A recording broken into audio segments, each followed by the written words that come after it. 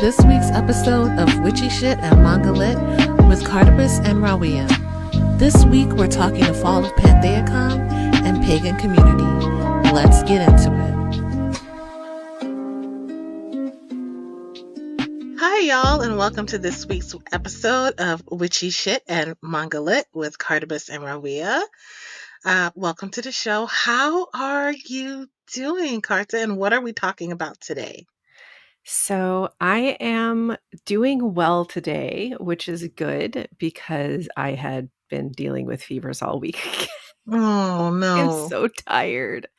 But luckily I did see the herbalist and he has a plan for me. I got sent the plan on Friday. So I told him, Yes. charge me on PayPal and get that shipped ASAP so I can start shoving those herbs in my face and see if they Mm-hmm. help. um, But what we are talking about today is we are going to go over our normal, what we're watching, listening to, etc. But we are going to talk about the rise and fall of Pantheacon, plus just generally our opinions about the pagan community in life and Mm-hmm. stuff like that. And if we have time, we'll talk about video games because we both love video games a lot. Yes. Whew, that's a full. Yeah. But how are you feeling? Let's see. Um, I have been dealing with some depression and anxiety Mm. this week. Like my anxiety was so high that I had to dose myself on marijuana this week just to function. Oof. Um, and if I made a mistake and dosed too high, then I couldn't function in the opposite way. It was like so it's like a science. On some days, 5 milligrams was enough. Some days, 5 milligrams was too much. Some days I needed like 10 milligrams, and then the next day it was like 10 milligrams is going to have you seeing God, which normally, well, it used to take like 50 milligrams for me to see God, but like I have not been using marijuana as much so. But yeah, I had anxiety even in the shower. I had anxiety Ooh, like driving the car, I had to pull over to the side of the road and have my housemate drive. So yeah, it's been an anxious week for me, and I'm wondering if it's because of the book or other things or what's going on. But it's getting better. It's good. better today.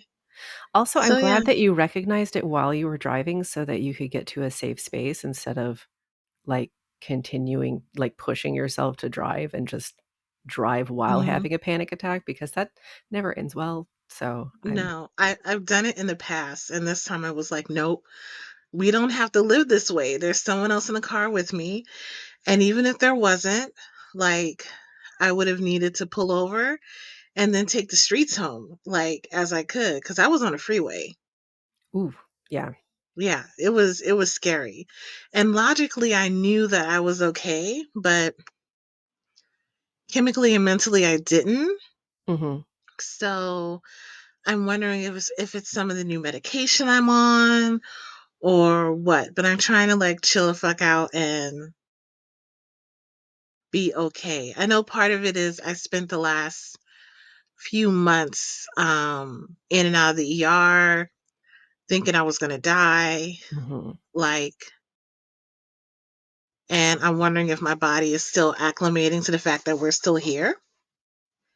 And my therapist and I talked about it, and we ended up handling it in this very brilliant way, as if my mind and body were in couples therapy, and my Nice. mind had an anxious attachment to my body, and it was just it was perfect. It was great. That So sounds nice. yeah, my therapist is brilliant. Shout out to Alice. Like, she's a shit.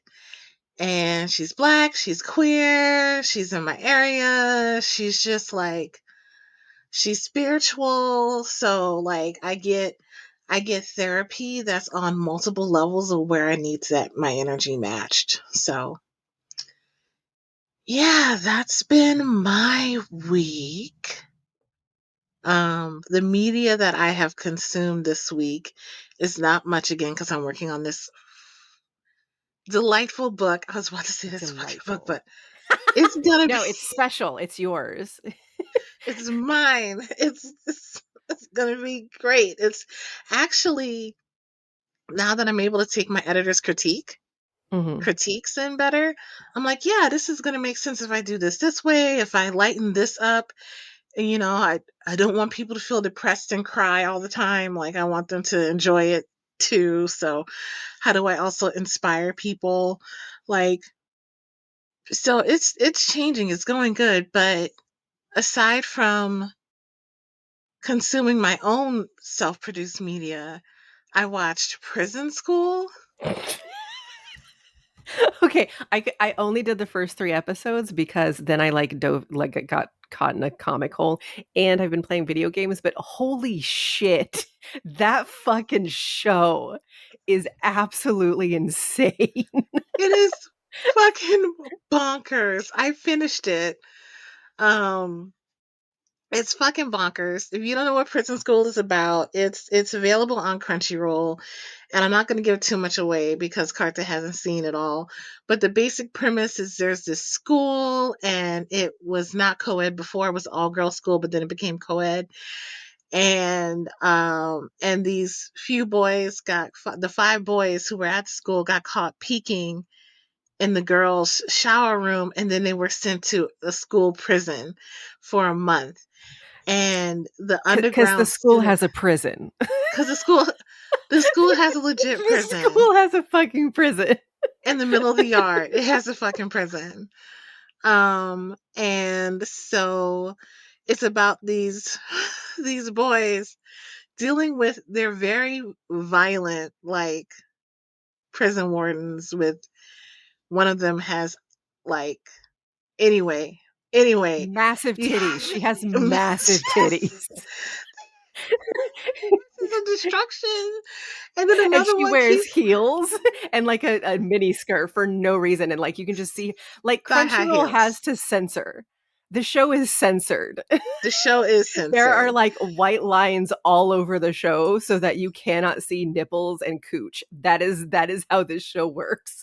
Yes. Yes. And people are playing their roles so fucking straight. Like, there's no, like, It is it's comedic. hilarious. It is so funny. They're so Uh, serious. I never thought a dude shitting his pants would be that funny to me. Right? I was like, "What the fuck is this show?" Oh my god. There's so many butt jokes. And so many, like, my sphincter Oh. clenches at some of the shit that went down during Oh that my show. god, that heel scene? Yeah. Yeah. Mhm. Mhm. The show's Wow. ridiculous. This show's ridiculous. Yeah. So I'm pretty glad that I watched that. That took some of the anxiety away. But that's what I watched this week. And aside from that, I haven't done anything else. What about you, Carter? What have you been consuming this week? So, I have been mainly consuming comics, though I've also been drawing, so I've been making stuff as well while listening to this show. And there's another couple podcasts people keep telling me to watch, so I'm going to, like, listen to them as well. But two of the comics that I want to talk about, the first one is like a light and fluffy one. It's called Osan Mhm. Idol, and Osan means middle-aged man. So it's a trio of middle-aged men who become idols, which, like, That's it's cute. actually super adorable. And so it also had something kind of interesting to me in that it has one like, so this is a really common trope for comics in that one of the characters is larger and becomes skinnier. But most of the Mm. time, these comics do it in, like, the most fat phobic, horrible way possible. But Mhm. this one, they didn't.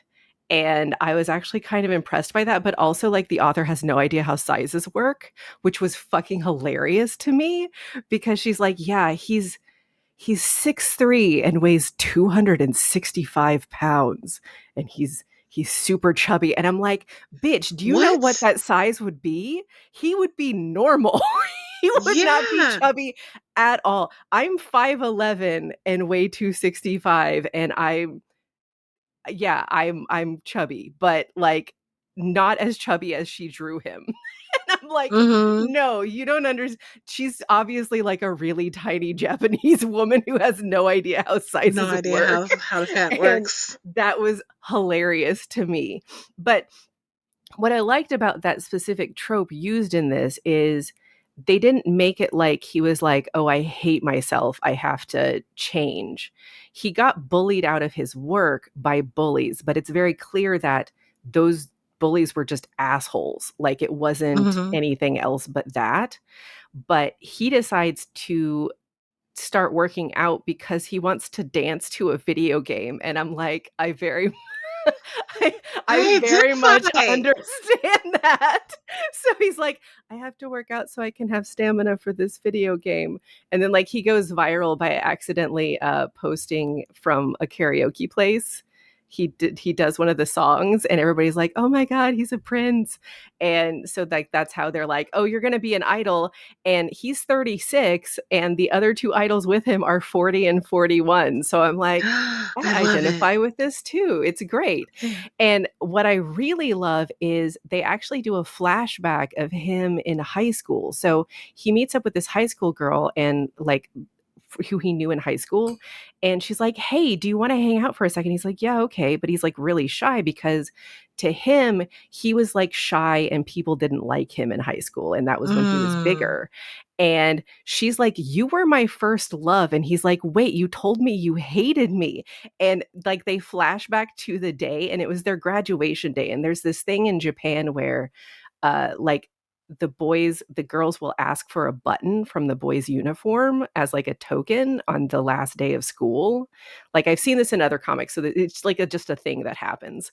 And Mhm. she had asked him to meet her in the classroom after graduation, and he shows up with 0 buttons because he had been hunted down by all these other girls who had crushes on him. And she's like, "I hate you." But it was because he had no buttons. And she expected him to give her a button, and he was like, "Oh, I thought you just legitimately didn't like me." She's like, "No, I was in love with you, you asshole." Aw. Because like you find out like his personality and charisma has always been like over 9,000. So Mhm. like it didn't make it seem like he only became attractive after he got skinny. He was attractive all along. He just didn't realize Mm. it because of his personality. So Mhm. like I liked that they kind of took it that direction because a lot of the comics don't do that. Like they make it seem like, you know, you can only be attractive if you're skinny and a certain size. So Mhm. I appreciated that they did that. I appreciated that they did idols that are older because again, that's another trope that idols can only be like 17 and once they hit 20, Mhm. they retire that shit. They're too old. Mhm. So having like middle-aged men idols and having like actual body positivity in a comic was refreshing. It was very cute and I liked it a lot. Cool. And what's it called again? Osan Idol. Oh, OSSAN Sun Idol. Idol. Yeah. And where are you reading this? Is this a book you got, or is it like Yeah, they're like manga. So okay, I got the books. cool. And then the second one that I want to highlight is called I Can Hear the Sunspot. And Mm. it's a series of about five, six. Okay, so there was one, two, three, four, five, six. There's 6 books. They're in 3 different series. So there's the first one, and then there's the Limit series, and then there's the Seasons, which only has 1 book so far, but they're probably going to keep going. And what I liked about this one is it actually centers deafness. One of the main characters is Mm. hard of hearing, and it's him dealing with navigating the world and figuring out how he wants to be a part of it. And he meets this one guy because he's going to be a note taker for his class, Mhm. but ends up being a really shitty note taker because he has no attention span, which I'm like, I Oh kind of no. identify with the kid, but like he likes him because he doesn't treat him any differently. He's just like, Mhm. "Hey, are we gonna hang out? I like how you cook. Let's do stuff." And so it's about Mhm. their relationship together as well as him navigating the loss of his hearing and how he wants to go forward in his life. And then the second series involves even more deafness and how the deaf community works, which I found very interesting. But I also liked how it wasn't uh, like it wasn't made unusual. Like I like when the comics, if they're going to center a disability of any kind, that they don't make it about how, oh, your life is bad. How do you survive and you Hmm. savior? How do you And cope? You're so yeah. brave. You're so. Yeah, no, I hate that. I hate that so much. So, like, the fact that it was just it's a human story about humans navigating how they interact with each other and what they wanna do with their lives going forward, because like, they're kids. And, he's studying to be a lawyer, and he wants to, do civil servant duties, and his, friend ended up getting into like a company that deals with training companies on how to deal with other people of differing abilities, and how to communicate amongst themselves, and teaching them to not necessarily deal with someone who has disabilities, but figure out accommodations that are actually helpful, as opposed to Hmm. assuming things about other people. Um, and it's just like I really liked the way that they handled the story itself. And it's so funny because the author themselves, she was like, I keep forgetting that this is supposed to be a BL. Because her editor's like, this isn't a BL magazine, right? Are they gonna like get romantic at any point? And Are she's they like, gonna look, bone? this is my story, and I'm telling it how I want to tell it. And the editor's like, please make it romantic at some point. Hmm. You're in a BL magazine, for God's sake. And she's just like, I'm just telling a human story. Leave me alone. Which was very funny. But like also there Hmm. it's just a genuine story, which I really, really enjoy. And that's not something I feel like that's not something that you see often. That's not a common subject for these kinds of Hmm. shows. Or manga. So, but those two I really, really had fun and enjoyed reading and became emotionally attached to. So I wanted to Hmm. share about them. And then we watched the first part of the entertainment arc for Demon Slayer as well. Yes. Yes. I almost forgot about that. I also finished watching the first season all the way through again so that I would Yeah, be, yeah, that you would be fully prepared. I would be fully prepared. Oh my God. Where the episode left off, I'm ready for us to continue on Right? Tuesday. I'm so ready for us to continue. And I'm also finding, oh, I also bought myself some Hanafuda earrings. Did I pronounce that correctly? Yes. Yeah. Yeah, I got myself some earrings because I identify with Tanjiro so hard, being one, super dramatic, two, getting his ass kicked, but keep like, I'm gonna keep fighting, and I have Yeah. this purpose that I'm fighting for, and da da da da da. But also, I'm finding that I am also deeply identifying and loving a character that I first thought was super annoying. Zenitsu? Um, because yes, let me tell T- you why. tell me. Tell me. That motherfucker is scared of everything, every single thing, but he keeps showing up. Yeah. He keeps showing up. He also reminds me of a little bit like he's got some Sailor Moon energy, and he's like, "Why I don't want to do this," but he does it, Yeah. right? And I super love his like.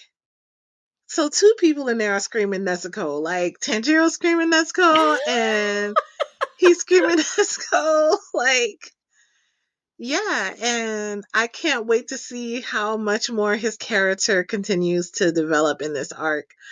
But yeah, I found like when I realized that I liked him was when he got snatched. Um, Yeah. I liked then I how was he like, "Oh started no, my breathing boy." more in this one. Mhm. Like, he grew on me a little bit, so that I no longer, want to yeet him through a window anymore. Mhm. I'm like, Mhm. I'll let him hang just a little bit." Just a little bit. Because of Yeah, I'm course like, damn, how did you find your way into my heart? persistence, that's how. That's how he's gonna find his way into Nezuko's heart too. Just constant screaming. Just Hmm. constantly screaming. Yeah. Yeah. I still love Inosuke the best. The way he Hmm. threw himself into the sea. He's just like, I need to get my shit ceiling. Hmm. I love Muscle that so mice, come. much. Yeah. Muscle mice. Those things were so cute though. And Bring I me love my Tengen. swords. Tengen is the Hmm. best. Hmm. I'm like, this man has enough dick for 3 women. And you've probably got more somewhere. Hmm. He's probably Hmm. got He's got a he's port got a in every queue. storm. He's got a queue. Hmm. My God, that song just came up my head. I got hoes in every Into area area code. code. Area code. Oh my god. Yeah. So Yeah. that's definitely Tengen. That's why like he was able to get like these they looked so bad in drag. So bad. So bad. So I just terrible. I was surprised she could see Inosuke's facial structure underneath all that horrible makeup because he did Hmm. the worst job of putting makeup on them. I'm sure if they'd Hmm. like let somebody decent do it, it would have been much easier. But he's like, Much I'll do it easier, but no. myself. I know what's Slap attractive. makeup on. No, And you and then don't. once Inosuke's makeup came off, they were like, "Oh my God, you're so pretty." And Tanjiro's all like, "I'm a boy," and the girl was like, "I know." Yeah, I knew that the whole time.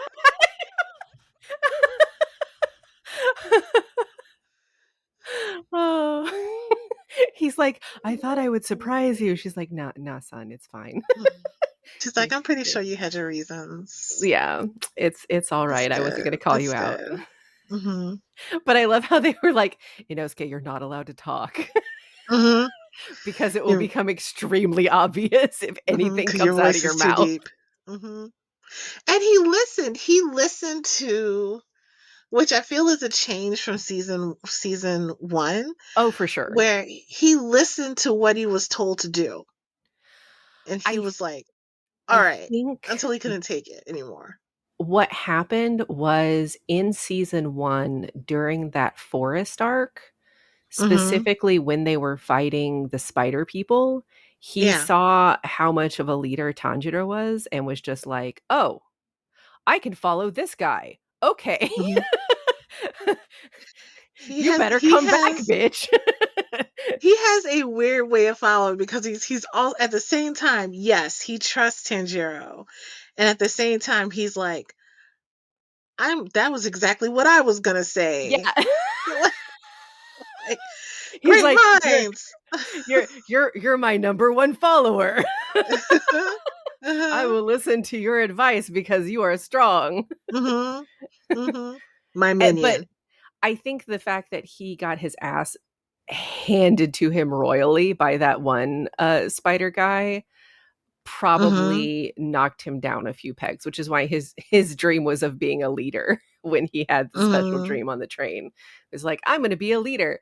But I really love how like the way that his leadership worked was was like all of them were underlings. He didn't have anybody special, but like No. he made them animals, Mhm. which I was the kind of thought, oh, best. he's an animal, so he would have them be Yeah. animals too. Yeah. Well, he's the forest king, so of course Mhm. but the fact that he made him a oh, it One was of so them was cute a though. monkey. Yeah, I think Zenitsu was a monkey and Tanjiro was a crap, what do you call those? The fox? No, the raccoon Mhm. demon thing. Mhm. Tanuki. He was a tanuki. Yeah, I could He not come was up with the word either. he was definitely a tanuki and then Nezuko was a bunny. Mhm. That was super cute. He's just like, Yeah. Nezuko, stay behind.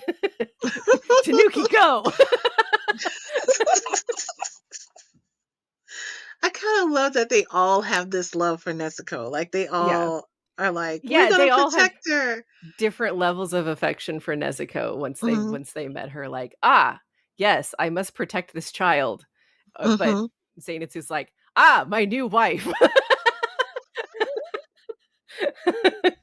Oh my gosh. Speaking of like in the entertainment district arc, like there's a sequence, there's like a quick sequence and an action sequence, and you know how to give shit away Mhm. when the show starts, the show opener, they give it away. But like there's this quick sequence where you see Nezuko and she's like got like vines wrapping up her and there's like some stuff going on in back, and I'm like, I hope we get to see Nezuko fight some more, and I hope we get to see Nezuko like grow as a fighter. Like, I want to see the ways in which this bitch is badass. Because, like, she had to have gotten a lot of blood from your boy or something. There has to be something that made her, like, Special. special. And I want to know how she's special. I also want to know about Tanjiro's dad and what he was on. Yes, I'm very invested in Tanjiro's dad because, also the voice actor for his dad is very sexy. Anyway, that is neither here nor there. But yeah, I think the vines are actually her blood demon art that Mm, are so she has the exploding blood, but I think the vines are something that she evolves during this whole sequence. Um Again though, they don't utilize her enough. She is still in the box and we're like halfway through the season and yes. I'm like, let her out of the fucking box, Tantro. She Mm-hmm. is strong. Let her show Mm-hmm. herself, please. It's Mm-hmm. nighttime. She's fine. Mm-hmm. But I guess But we'll instead, see. he's like, I'm gonna put this box to the side. He did Yeah, that before in the fucking mountain. He did. He's like, he keeps doing that shit. Like she's not gonna just pop out and save his ass because that's what she does. mm-hmm, Um, but yeah, I guess we'll see because in the next part of the arc, I'm sure that's when the fight with this ribbon bitch is going to happen, which I'm excited about oh my because god, she is like unhinged, but in like the she sexiest way is, possible. she is, and at the same time, I'm like, I can't wait for you to get your ass beat. I'm mad at Right? you because of what you did to that other bitch who was super I nice and super really sweet. liked her. Like, And yeah, her like, relationship with the little girls, ugh, love it. mm-hmm, mm-hmm. I'm like, whatever the fuck he made, you need to go. You need to go. You need to go right now. Like I was fine with you in the beginning, but like now it's personal. I need you to get gone. I need you to get got. Um. So yeah. So yeah. I'm excited for You, Tuesday when we watch the rest of it. you decided to eat the wrong bitch. We want you dead Mhm. now. Mhm. Mhm. For her sake. Ah, yeah. So that's what I watched this week. I'm rewatching it's not a trash isekai, but it is related to trash isekai Mm. because it's from a light novel. It's called Banished from the Hero Party and Living the Slow Life. It is like These titles. I know, right?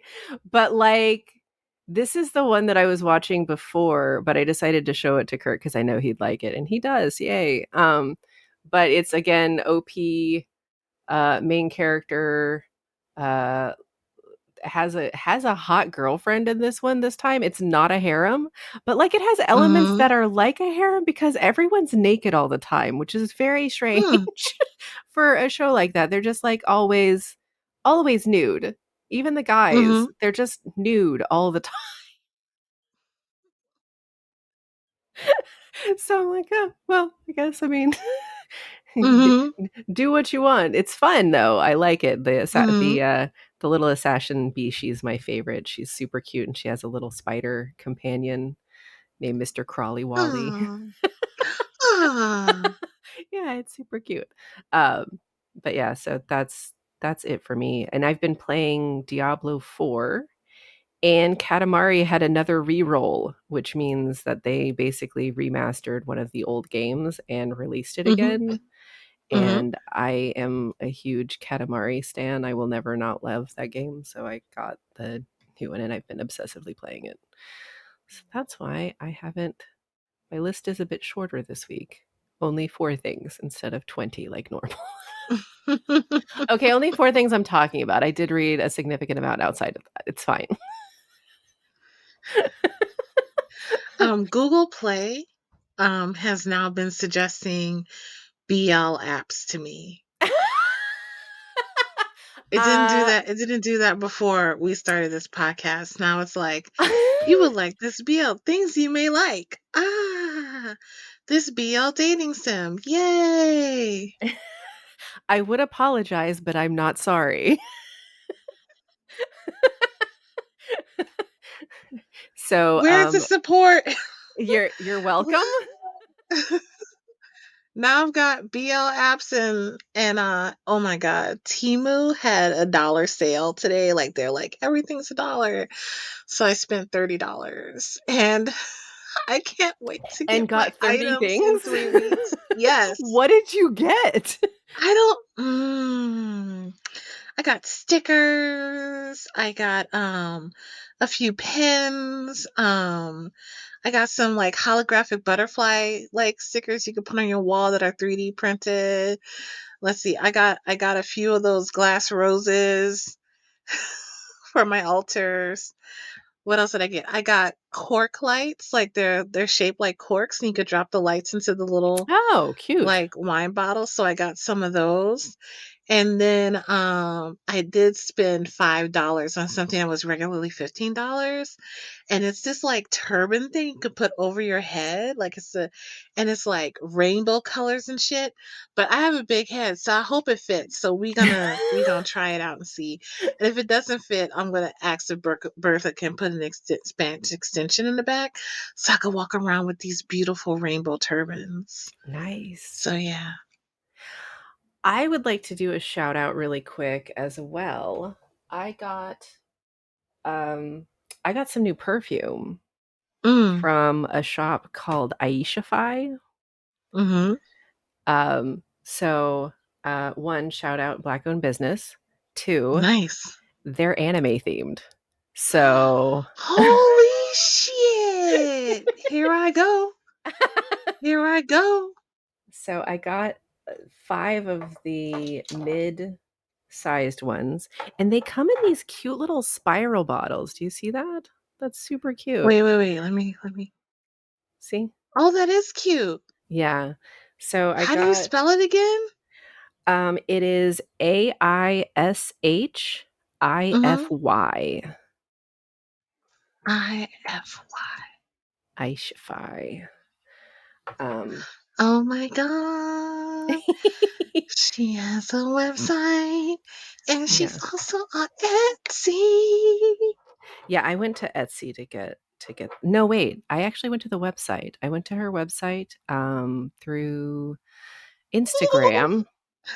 But yeah, I got 3 of the Jujutsu Kaisen one. I got the Gojo one, the Nanami one, and the Fushiguro one, and then I got Mm-hmm. two of the My Hero ones. Oh my god. There's Avatar The Last Airbender Yes. Yes, there fragrances. are. I You're I welcome. may have to get Twinkle Toes Aang, Sugar Queen Katara, Zuzu Zuko, Captain Boomerang Sokka, and Melon Lord Toph. Like, what the. Oh, God. I may need to be in all of this. Okay. Page is saved. I'm going to come back to that. We were Thank looking you. at it. Adding it to my emotional support tabs for um but yeah, so that's one. And then we went to an art fair on Mm last Sunday, and I got this neat little cuff hmm. Mm um hmm. That's from pretty. like vintage leather, and she hooked me up, and like she like actually sized it for me while Mm. I was like standing there with her. which was kind of Mm. cool. Yeah, I was a fan.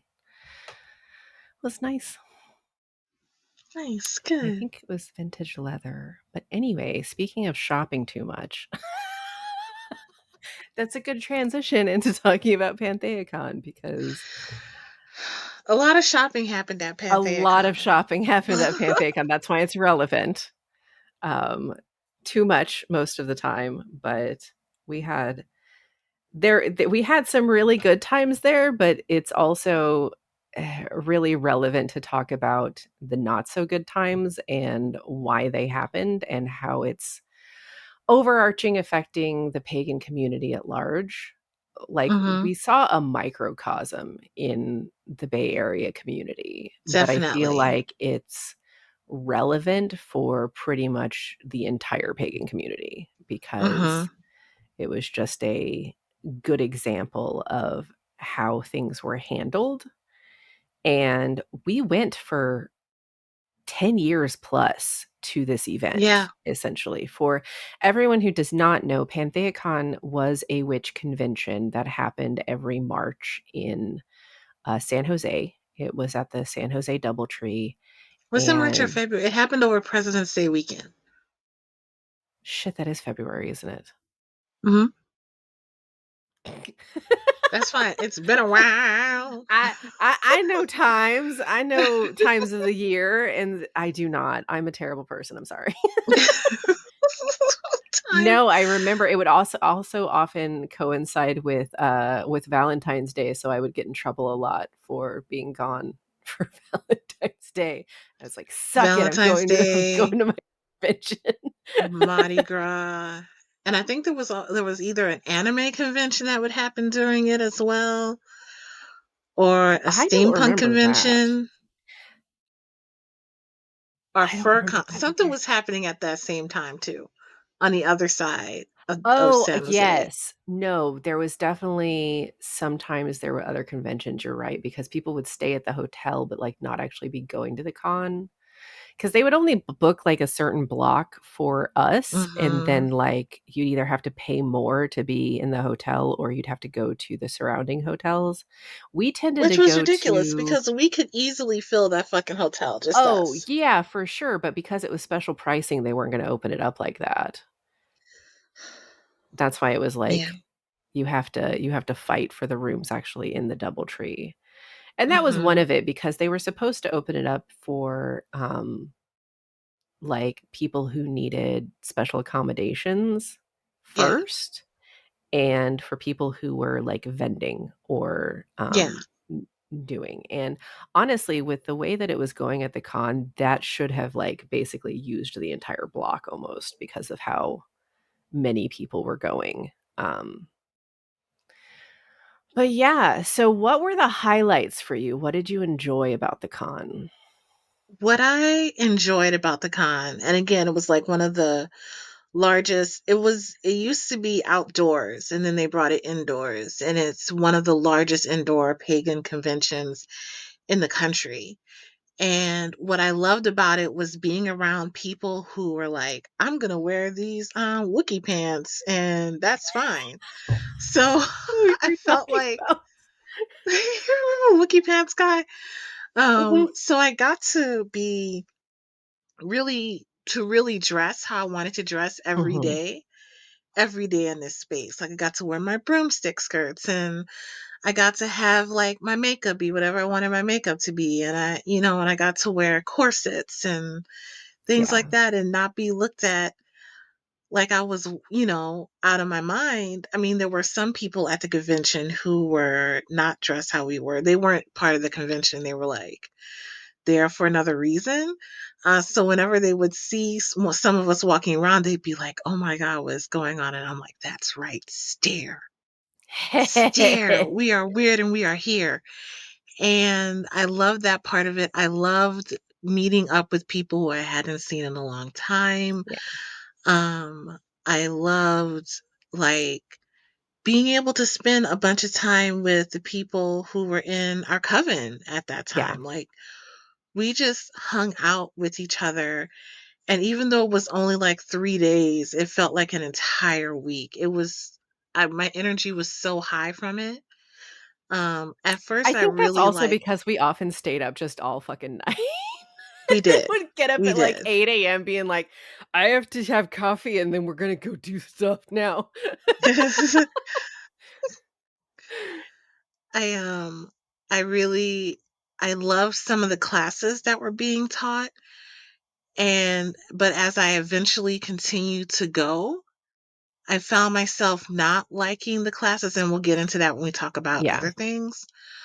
But I felt like it let me see that I wasn't the only like witch out there. There's so many witches out there. And whenever I got to connect to a black witch, I was Mhm. like, holy shit, there's a black witch here, and that's amazing, and we're together in this space, and oh my god, now I'm too awkward to talk to you, but I acknowledge your presence. Um, and I loved our little traditions we had around it, like meeting up and talking about what we went to and what we saw, or like over a meal. I loved how we used to go get our stone circles every year. Like, what Yes. do we need for this year? Oops, microphone fell into my titty. It's okay. So that's what I loved. I'm sure there's other things, but that's all I can think of in the moment. What about you? What did you love about it? I did love the community. I loved how we could be our authentic selves and care less about being judged than normal. Uh, Hmm. because while I have very strongly cultivated a sense of don't give a fuck over the years, I used to be extremely self-conscious about myself and how I presented to others. Um, I no longer care like that, but at the time I definitely did because I was much younger than I am now. So having a space to be able to not worry about that and to just be us and have time to connect was without outside influence, if that makes sense. It was like it was just us. Like, Hmm. that's why, like, some of the years, we didn't really go to many classes. We did We just, not. like, hung out with us, or we'd, like, find other witches and hang out with us and them. Like, Hmm. we weren't 100% just, cramming in classes. We were doing other things. Like, there were some things that I wanted to do every year, like, Queerest of the Gods was a favorite. Yeah. There's a presenter, her name was, Melanie Marquise, and I really like her. She tried to do her own pagan convention after, and I don't know how that went. So I will Hmm. have to research that a little bit. But, yeah, like, there were some classes that I liked going to every year, and, like, the Save, I loved going to the Save. That was and for me, Yes. I didn't even have questions, I just wanted to do the chant with everyone because that was my favorite. The call and response going into the underworld, I was like, "Yay, underworld. Hmm. This is the best." Hmm. For anyone who does not know, Save is a, um, like, I guess channeling practice done in the Asatru, which is a traditional Norwegian callback.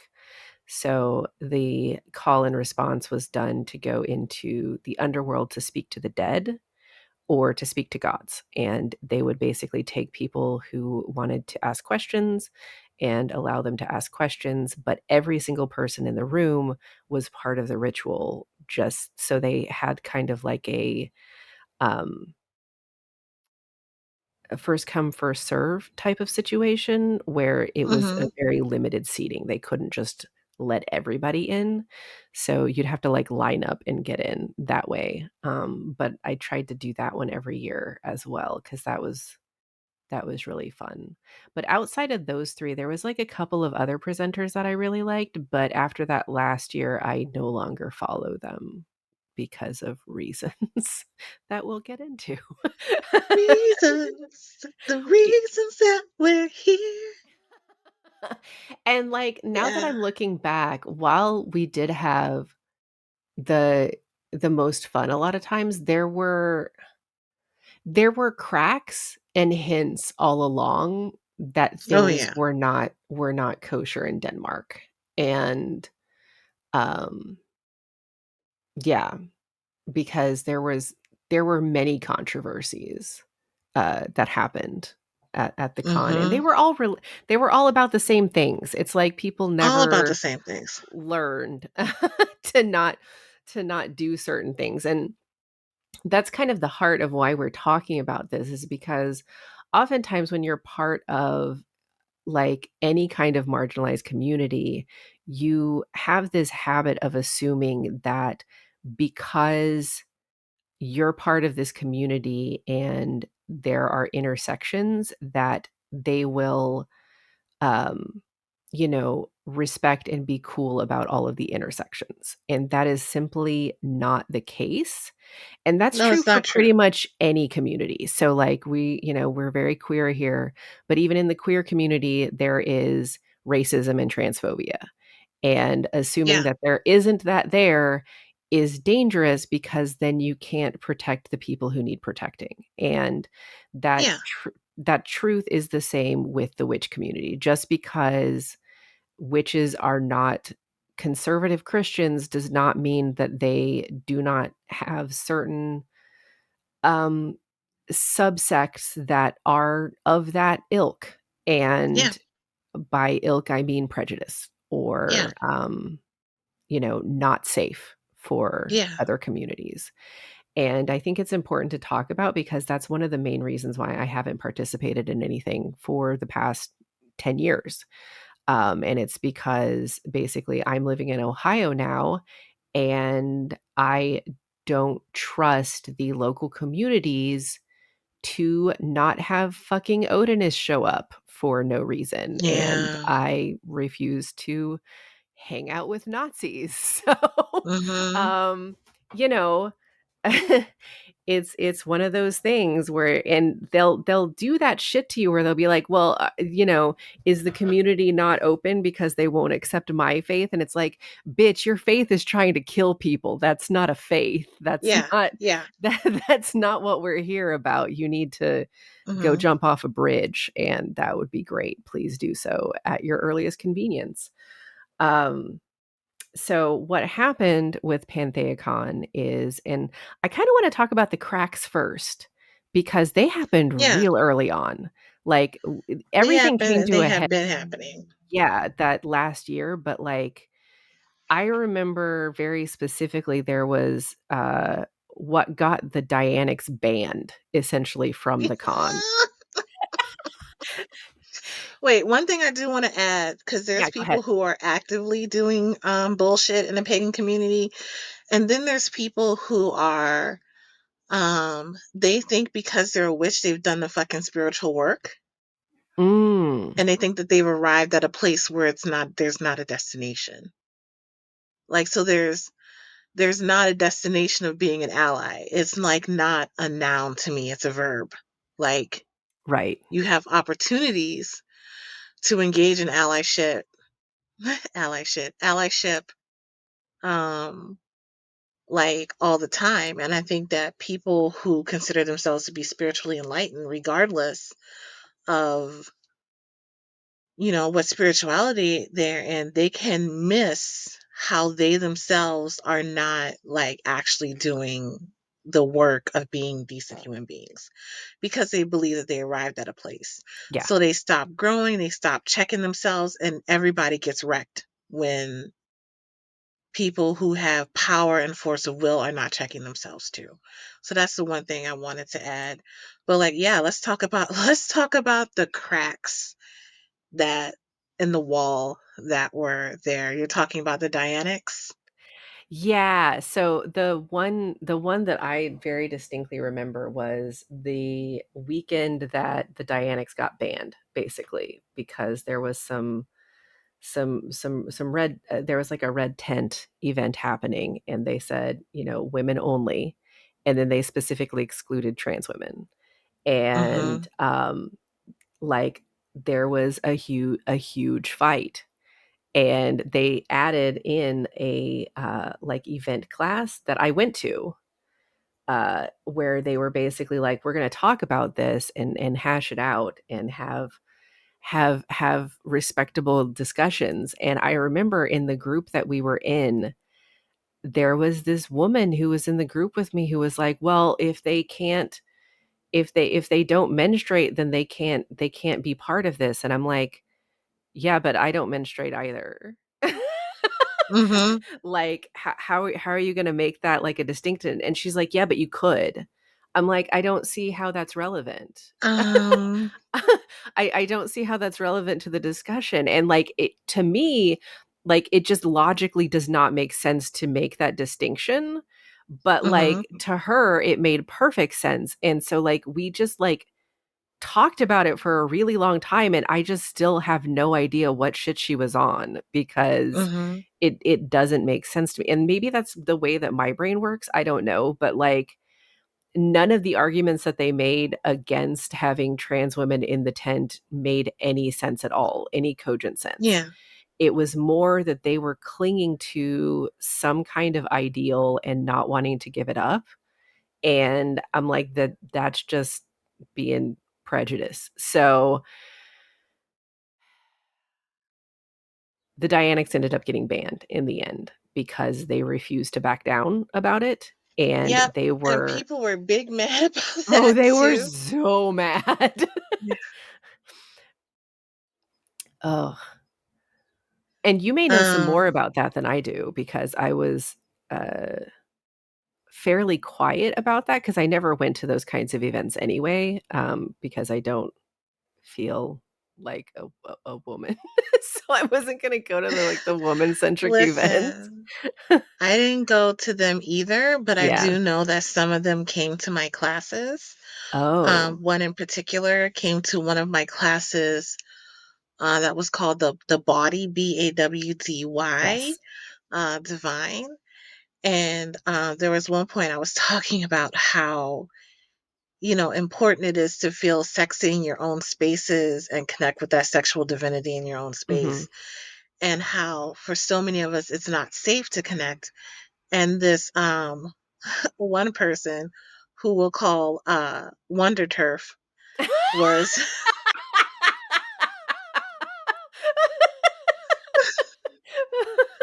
was like, I was talking about the most vulnerable people, you know, in representation, and she was like, "Well, women are the most vulnerable," and I'm like, "Trans women are the most vulnerable," and she's like, "Well, so much violence is put towards women," and I'm like, "So much violence is put towards like Yeah. trans women," and then you add abilities onto that, you add race onto that, you add socioeconomic status onto that. So like women at some point do still have some protections, whereas a majority of trans women don't have those same protections. And so for me, and for the purpose of this class, trans women are the most vulnerable people. She wheeled herself out of that class so fast. Like she started to argue with me again, and I Mhm. said, this conversation is shut down. If you want to talk further with me, we can talk further after this. But for the purposes of this class, this is it. So I've had stuff like that happen, but I never went to any of the Dianic stuff because I didn't identify. I didn't feel Yeah. comfortable with it. I knew they were exclusionary. I didn't like how they treated any kind of male representation of the god, and I didn't Mhm. believe that the way to heal the divine feminine was to actively exclude male divinity. Like, you know, and exclude anything that's like not on the binary as well of between what is masculine and feminine and what is beyond what is masculine and feminine. And then I did another class that started the first day, which I noticed when I first started teaching my workshops, they would have me at the beginning or the end of the thing and in the smallest rooms, which Yeah. was fine. I was new, I guess, but one of the classes I had was, oh God, what You was it did called? It that was for, something like, like, 7 years, you were doing classes, oh and yeah, it was for a they while. kept you in the small rooms even though we packed those rooms. I know, 'cause I was in all of them. Yeah, we did. We fucking packed those. Every room I was in, I packed. And one of the classes I taught was the outer circle marginalizations within pagan community. And I talked about, there was this one woman who was like, I was getting people to recognize their unconscious bias. Mm, And there were people who were pushing back saying, well, I see you, I see this, I see that. And I'm like, outside of the space, what do you see? right, There was one woman who was like, well, I have a daughter-in-law and she's East Indian and I see her as like a normal regular person and da da da da. So I don't understand why you or she would feel like she's discriminated against. And I'm like, one, you ain't everybody. right, And two, it took so long to get her to say her that her daughter-in-law was East Indian. Cause she was like, I don't see color. And I'm like, then you don't see the person and you don't see what right, they experience. And I'm like, just because you see her as a human being because she's your daughter-in-law, other people are just looking at her and they see an East Indian person and they're seeing all the stereotypes that they put on East Indian people and all the racial things they put on East Indian people and all that other stuff. Like, so like that was another class that was ridiculous. How they weren't protecting trans people, how they weren't protecting queer people. I didn't see like a lot of stuff for like disabled friendly stuff. Eventually they started having pronoun stickers. mhm, Like it was just, they wanted to stay, it felt like, with this old guard mentality of yeah, everybody's welcome at the table. So we leave our differences at the door so we can sit at the table together. And while that mm, sounds like something that's sweet, that's really dismissive of a person's whole, yeah, like, whatever. And also for people who were presenting, I found out that people who were presenting, like, they needed to be verified. And often it was that verification process was through whether or not they had purchased, written a book. mhm, But look at who gets published in witchcraft. right, yeah, Like, there's not a lot of marginalized voices being published in witchcraft and spirituality. So all these people who were being vetted were like white people, like, and white men. mhm, And it wasn't opening the space for other black and brown presenters. And when they did, they were often in the smaller rooms. One of the classes that I did, the Body Divine, a burlesque performer came to it, which is fine. I'm in burlesque too, or was in burlesque. But the next year, she submitted a class that was basically my class, and they put her in the big room. And Are I'm you like, serious? yes, I had to go, I had to go back and forth with programming. I'm like, this is what you're doing. I did this class last year. She said she was inspired by a class she saw. It was your Like, that class? was my class. Yeah, And you're putting her in a big room. When I did this class yesterday, like last year, and then mhm, she's a first time presenter, mm. and like y'all are putting her in a big room, and I did in a small room, like, and I'm bringing it back, and y'all put her today. Like, what are you doing? And they were like, oh, I'm so sorry. There were some people on programming who were definitely fighting for us. Because without one person in particular fighting, I'm not going to give names away, but like one person in particular was like, we need to have fresh blood coming in. I believe that the person who head up Pantheacon, whose name was Glenn, like really wanted to have a space where she and her friends could do their witchcraft shit and have fun, which I get. but then it opened up into Mhm. community. If you're going to do that, have a Right. private space. If you're going to have something for community that people are paying for to participate in, then you got to consider what needs they need met as well. So, like, and also Pantheacon wasn't paying its presenters. You had to pay to present. You didn't get a free ticket. Are you serious? I shit you not. All the presenters paid to be there. I don't know if Orion Foxwood did. I don't know if some of these other presenters did. Some of them I probably doubt didn't. Orion did. They Fireface, probably I paid doubt. Orion to come in. But all That of these other people, you didn't get paid. You didn't get paid. Queers to the gods, they didn't get paid. and they did work.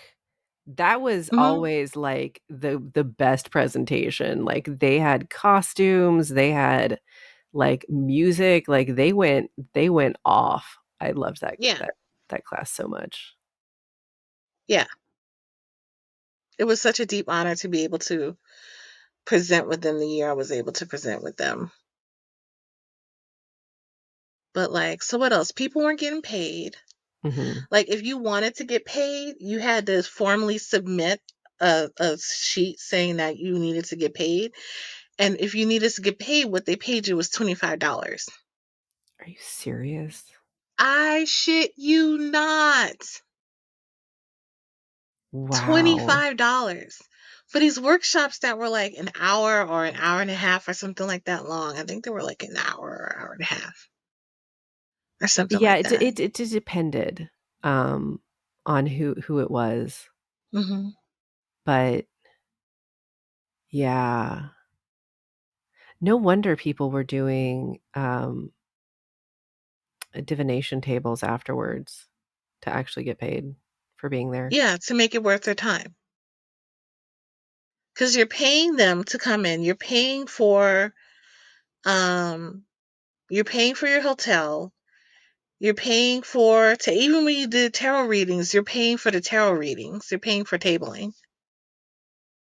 Like, you were a volunteer. You were basically fucking volunteering. Yeah.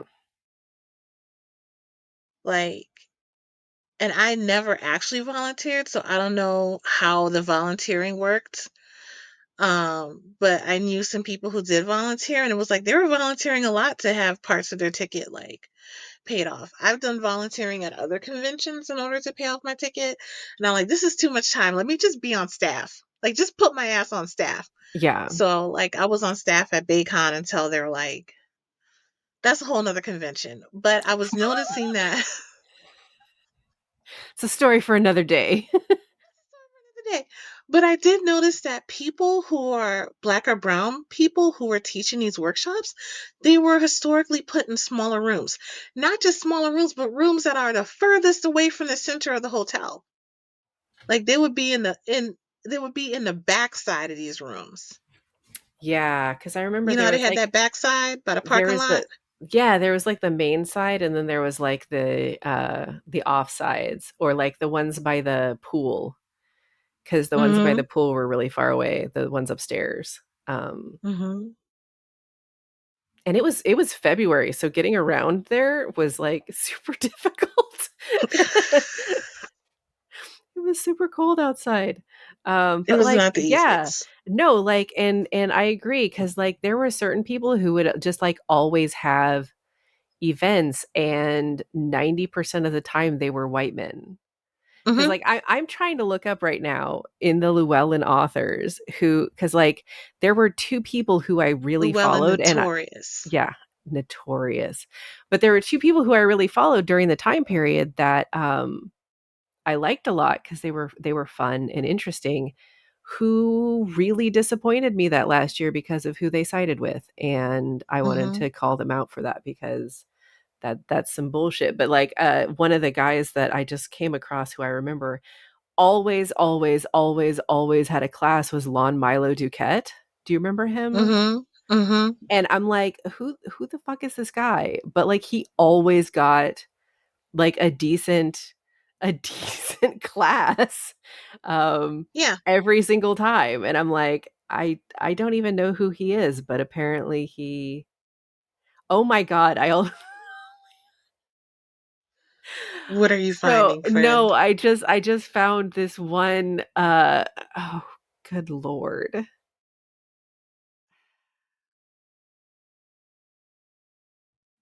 I'm going back to it because like I moved on.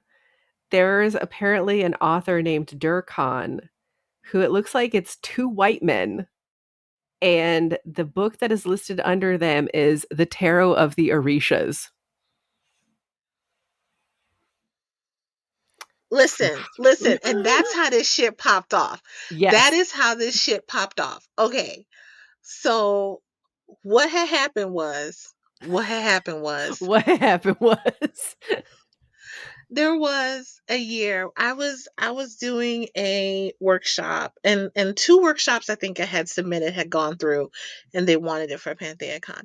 And what did not, and that was my Toppling the Tower series that I did with Mummer and Ifashina.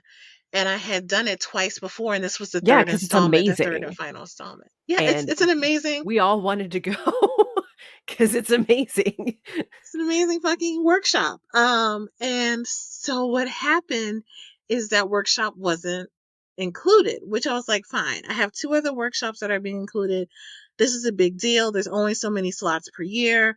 Blah blah blah blah blah. I'm fine. But then I saw that they included this bastard named Witch Doctor Utu. I'm saying his name, and he wrote a Call book. them out. Call all of them out. Drag their names through the dirt. Dragon. And Um, so he wrote a book about oh my god, I don't even look it up. no, I don't even look it up because I remember specifically. He made a practice around like he decided to do a devotional practice around Harriet Tubman. mm-hmm. Sojourner Truth and Frederick Douglass as Yeah. well. Oh my god. Yeah, no, he was This is a he white man from Scotland yeah. who immigrated to Canada, Jesus. who was doing this whole thing. And he wanted to bring his book. He just got his book was being published, and he wanted to bring a whole class about about using calling upon the spirits of Sojourner Truth, Harriet Tubman, and Frederick Douglass for justice work. And I found this out. Somebody pointed this out to me. Somebody pointed this out to me. And I was like, oh, word. And then I went to Pantheacon. You're I like, just, sounds like it's time to burn some shit down. I wasn't even expecting anyone to listen to me. So I went on my Facebook page and I added Pantheacon, and I'm like, are you fucking kidding me? Right. Like, that was it. That was the post. Are you fucking kidding me? And Lord, that one post set off a chain reaction. Cause and I want to also say at the same time that this was going on, because I'm like, I had gotten sick of it. They had Yeah. so many people who were white coming in and taking an anthropological assessment and viewpoint on traditional African religions, Mhm. religions outside of African religions. Like they were doing. I remember we went to one where they were talking about the Orisha, and all they did was show pictures from a dig that they had done, an archaeologist dig, and I'm like, I thought we were going to have somebody come in here and actually talk about the Orishas or talk about Yeah. Ifa or talk about other stuff. And that didn't happen. There were just like lectures and anyway. What made it So what worse else was was, a lot of them, like a lot of these white authors will take on like African names.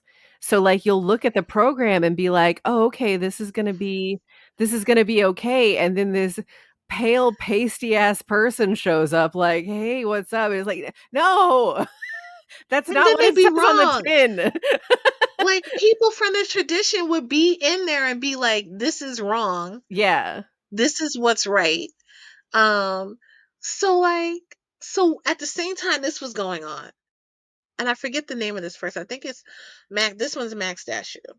So it was rumored that Max Dashu had punched a trans woman in the face at a pride march that Yeah. happened the year No, before. like and it's like she but because she was friends with, like, the founder, they were gonna let her With have a Glenn, class, yeah. and everybody was like, "Hi, yeah, let's not do that, Let's not maybe?" do that. Let's not do that. And they were like, "We can do what we want. It's our thing." And it's like, Oh, oh, word? Okay. yeah. Is this And and so what Ugh. happened in that situation was that Glenn gave the names of the people who had written in to say Max shouldn't be part of this to Max. What the fuck? So you even I didn't know that. Oh you my didn't know that? god. That oh. So Max found out who was the people who was mad, and then their people went after these people. And I only noticed because I Oh was in the my tradition with one of god. these other people at the same time. So we were both in the same Yeah. tradition. So like I knew them. Like it was a whole thing. And in the end, I was sad because they caved and gave into the system. Mm.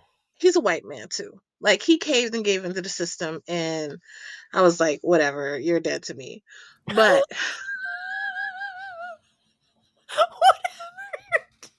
Just chuck him out the window. yeah, no, when I'm done, I'm done. Like when I'm Binned. done, I'm like, yeah, it's like you never existed. What bridge being burned? There was never a bridge there. Like that's how I Right. am. I was like, you're dead to me. It's done. Like I can't even remember this bastard's Honestly, name. I That's go how. scorched earth too. That's why, like, I'm trying to look this guy up because 'cause I'm like, "Who the fuck was this?" Because I really liked him at the time, and then it was like, "Oh, so you're siding with that random racist man. Never mind." Oh So my I god. just Yeah, we're gonna get to him. We're gonna get to yeah, him too. So when I had said what the fuck Pantheacon was like, oh my bad, we like vet people who write books. And I'm like, this dude, his name is Witch Doctor Utu, which is like so wrong on so many levels. He's yeah, white. He gave himself this name. He also like had this, he's like the best Nigerian drumming like group outside of Nigeria or whatever. And everybody in the group is white. So like the like, how do you fetishization not see what's of wrong with black that? people and African culture, right. So when I said like this is on some fuck shit, and was like, you know what, you right, we're gonna uninvite him. That's when all hell broke loose, because It then was such a kerfuffle. It was like literally level 9,000. Everyone was it losing their was minds. losing it. So while this is happening in Witch Doctor Utu, Max Dashu is also being uninvited, which people are mad at because Max Dasher has been such a huge part of Pagan community. Um, but you can't go punching people in the fucking face. Like you can't be doing like some alleged, because I don't know whether it was true or not, but it must have been true. Something was true enough for them to get uninvited. Well, even Like, even if she hadn't punched a trans woman in the face, she also had like, there are pictures of her with signs at protests, mm-hmm. basically, I'm not gonna repeat what the signs said, but they were extremely derogatory towards the trans community. So, like, it's not like there wasn't evidence of her being a complete piece of shit. So, there Being a she was turfy a twat. she was a legacy piece of shit. This wasn't like a new development. It's a She had legacy shit. she she had decades of shittiness under her belt that Mm-hmm. just Mm-hmm. were Mm-hmm. being brought to light all of a sudden. Yeah. So while that was happening with her, like while that end, I was fielding my own end with so then two other people got involved. One of them is Orion Foxwood, which was sad for me because I had loved me some Orion Foxwood. Same. Like loved forever. Like if Mhm. you I would have fought someone who was like, Orion Foxwood ain't shit. I'd be like, I would have punched him in the throat. I'm like, how dare these words rise up out of your throat? And now it's gonna be punished. And while you're Yeah, sitting there silent, warning your throat, I'm gonna quote some Orion Foxwood to you, bitch. right. Like that's how much I love Orion Foxwood. But Orion Foxwood wrote something. stupid. And he was writing something about, oh my God. It's on my blog, y'all. This whole situation is on my blog at mammyisdead.com. But like, he wrote something that was basically like protecting Utu. I wish I knew his name. I'm not gonna call him Witch Doctor Utu no more. I'm just gonna call him Charles. So like, He's Charles now. From now it's on, Charles anytime now. you hear Charles, it's He's that dude. Charles. It's that dude. So, so he wrote something protecting Charles, like anyone who doesn't want the voices of truth to be heard, and da da da da da. Like basically wrote a curse against anybody who was disagreeing with his friend. And I popped up and said, "Hey Orion, I'm the bitch. I'm that bitch. I'm the one who is saying this is not appropriate." And he is profiting off of black pain and black oppression and making money and writing books off of some shit he has nothing to do with, off of our legacy and having his voice heard and blown up. It's me. I'm the one. A black woman. I'm the one. I'm the one you writing this curse against. And then and then Orion Foxwell was then in my inbox. Like Yeah, that shit went down too, didn't it? He he was stayed in my inbox. he He, at one stayed point there. At one point, he had one message. He was like, he sent me a video clip, Snoop Dogg saying something. It Why? was so random. And then he was like, he's like, tell the black people that I love them. And I'm like, let's just break this down. Tell the black people. One, no. Two, why? Why would I? Like you speak for all You, black people in the you world. tell the black people you love them. You tell the black people you love them. You show them with your action. Like, why, bitch? Yeah. Why? So he stayed in my inbox trying to make things better, but I had taken screenshots Mhm. of, Like you well, do, just like in you do. case. I'm a Virgo. I'm a Yeah. Virgo. Keep receipts. Uh, I have a receipt drawer. Um, so I had taken screenshots of the whole prayer blessing thing that he had, curse thing that he Mhm. had written. And so I had put it on my website with a breakdown of it. Mhm. I And he remember had that. You did a good yeah, job. thank you. Thank you. Um, he then popped back up in my inbox like, I'm changing these things about myself. I'm changing this. I'm changing that. Like, and I took my post down and I'm like, that's okay. I screenshotted it. You can't hide. You did the thing. You did the thing. He wanted me to take down my post and I'm like, no. No, sorry, Mm-mm. baby. So why this is happening? Charles, is that what I call him? Yeah, you're calling him Charles now. Okay, That's the call him dude. Charles. Charles was also in my inbox being like, I'm extending an olive branch. And I'm like, are you still going to publish your book? And he's like, well, yes. And I'm like, then your olive branch is full of snakes, bitch. Oh, yes. That is Mm correct. hmm. Mm hmm. And while all this is happening, then the That next thing that happens is, oh my God, this bitch. Oh, the cuntiest of cunts. While this is happening, I have Charles. I have Charles, Charles let's in my just inbox. yeah. Orion Foxwood in my inbox. And then I get Christian fucking Day. Oh, that asshole. I mean, That asshole. Yeah, yeah. see, So Christian pops up on my page talking about shit. And I'm just like, who the fuck is you? I literally respond to who the like who the fuck is you?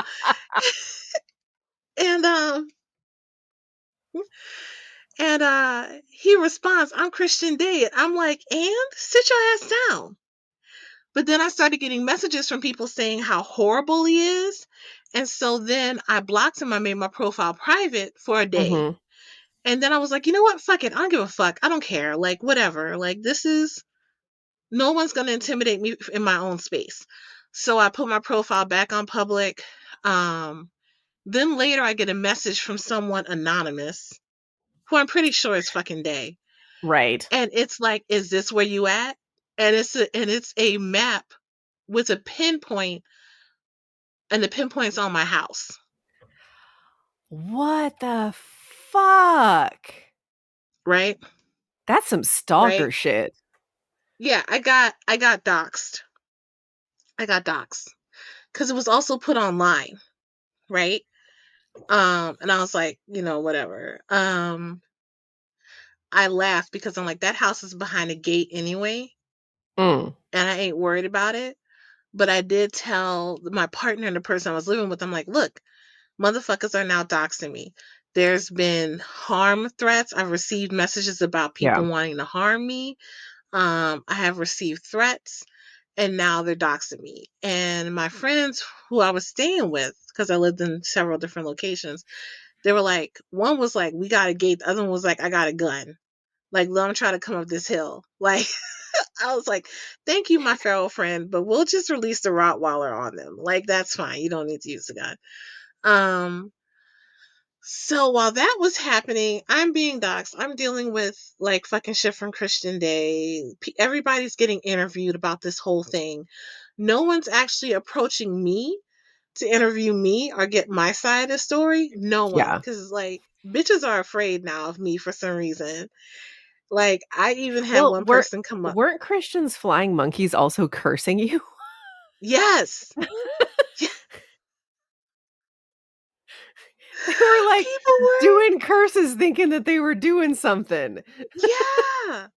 But I'm like, I am blessed. I am protected and highly blessed, bitch. Like, and I have my Plus whole plus the bloodline they were trying to use to curse you.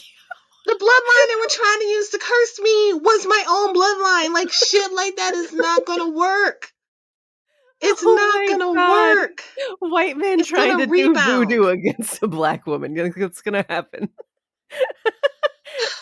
Oh, and while this Seriously. is all happening, while this is all popping off, I'm in New Orleans.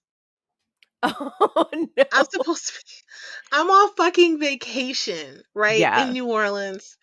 And then someone's like, well, Christian doxed you, so here's Christian's address. Oh no. And I was like, yeah. And I was like, now I have this information. It turned out he lives half a mile from my mama house. What? Mm-hmm. Mm-hmm. It would have been nothing for me to go over and pee in his front yard. Like, but I didn't do it. I Because you're didn't do it. respectable. No, because I didn't know there were cameras. Oh shit. Had zero to do with respectability. I just didn't want to go to jail. I just didn't want to catch a case. You Yeah, know what I'm I mean saying? that's true. That's true. If well, that but you could have blocked you, you could have blocked cameras.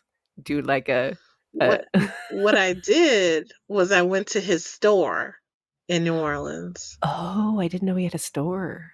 He has a store. He's also the one who runs Hexinvest. Oh no. Yeah, I did yeah. not know that because I have friends that go to Hexenfest. I would have told them if I had known. Yeah, the year after this had happened, or the same year it happened, because I forget when Hexenfest is. There were It's in people like who like, hey, November are or you still? something. Yeah, so it was then Yeah. later that year, and people were Yeah. like, hey, are you gonna go to this event still anyway? And they're like, well, yes, I'm gonna go. Yes, I'm gonna teach. And I think he invited Christopher Robin to Charles. Charles.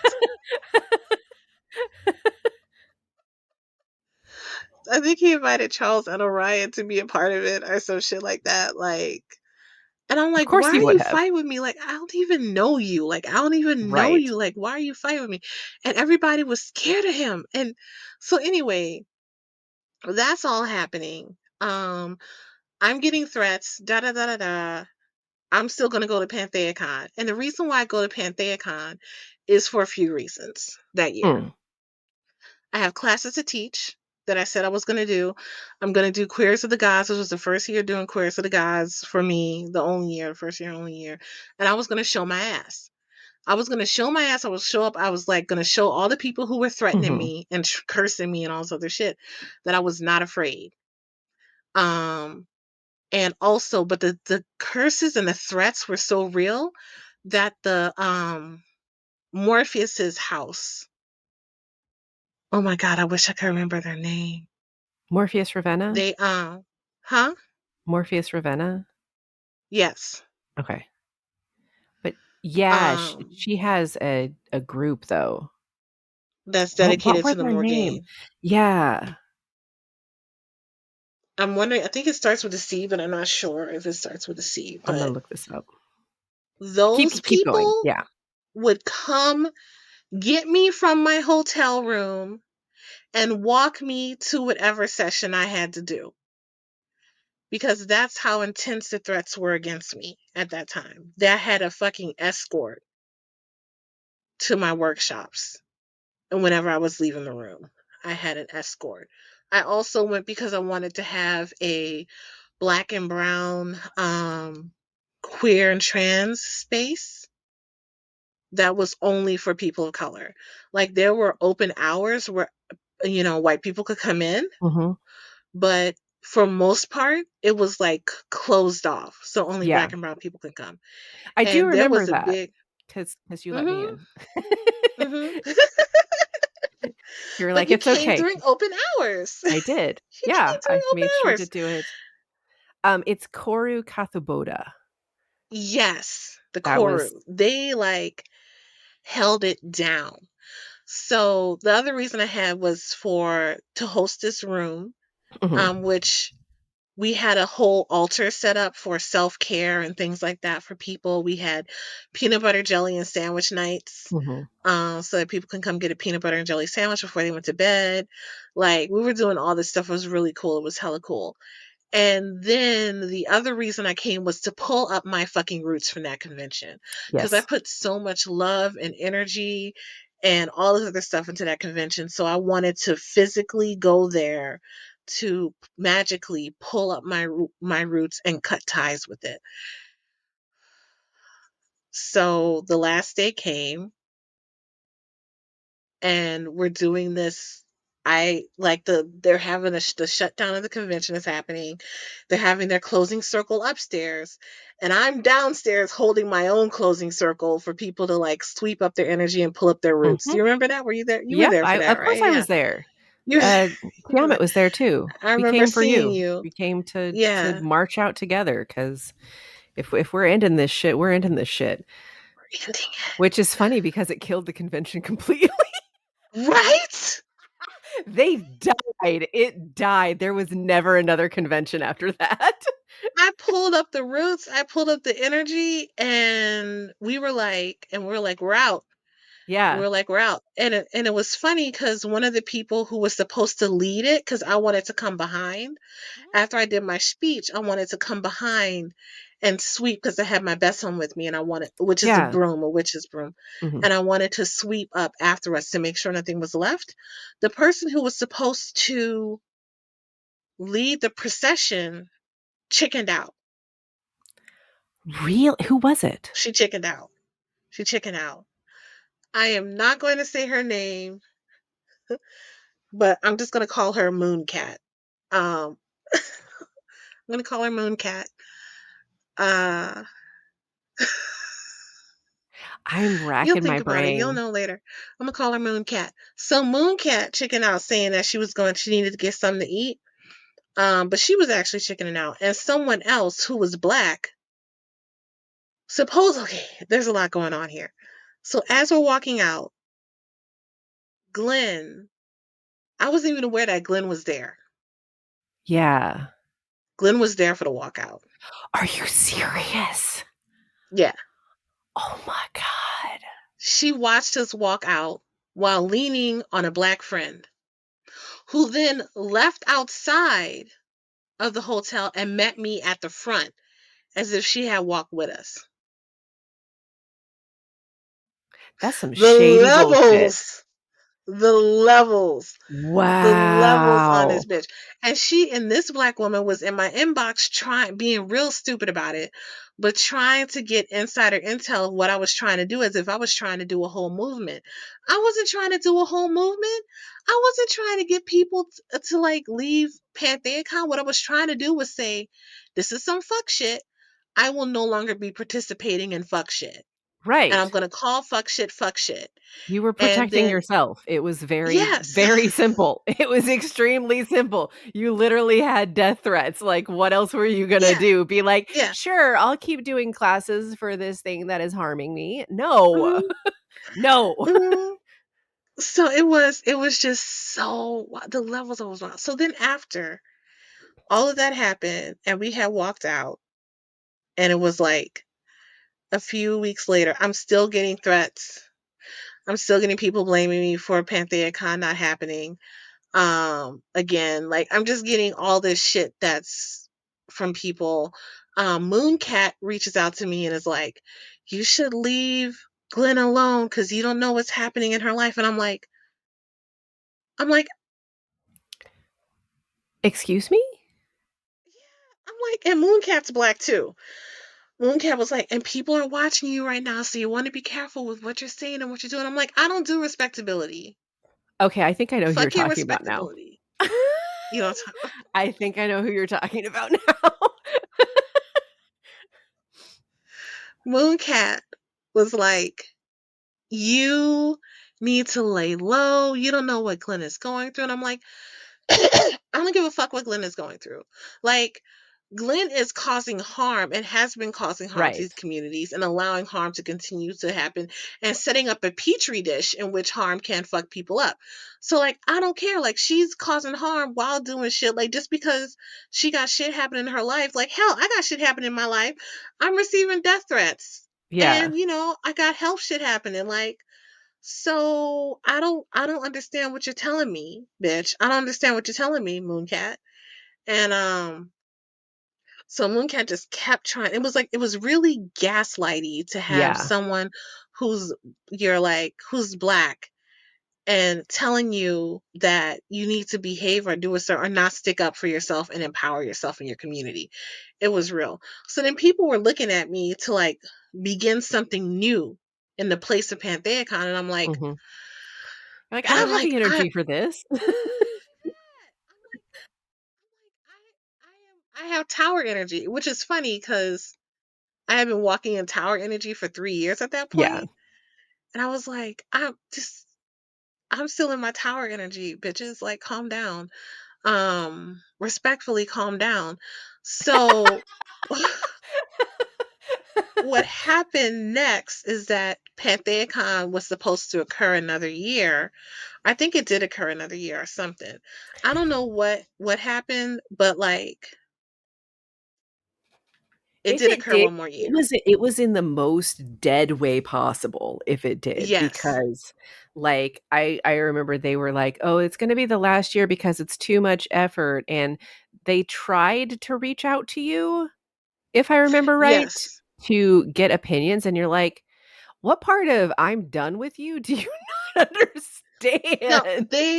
they sent me Glenn's daughter sent me a message apologizing to me, saying that she was taking over and asking me to come in and give my ideas and opinions on how to like rebuild and Mhm. stuff like that.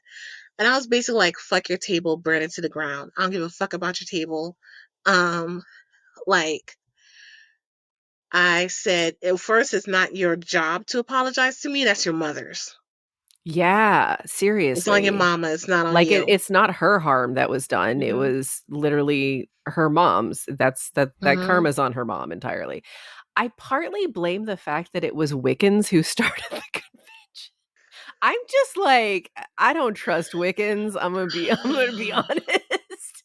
They are too conservative for their own good. They have It a is very, like very narrow worldview a lot of times, and, especially if they're trad, like, you I think know, it's because it's religious. maybe I think because, it's like, because Wicca is still oh, it's like you can be deeply religious in it. mhm, And I personally gravitate towards more spiritual people.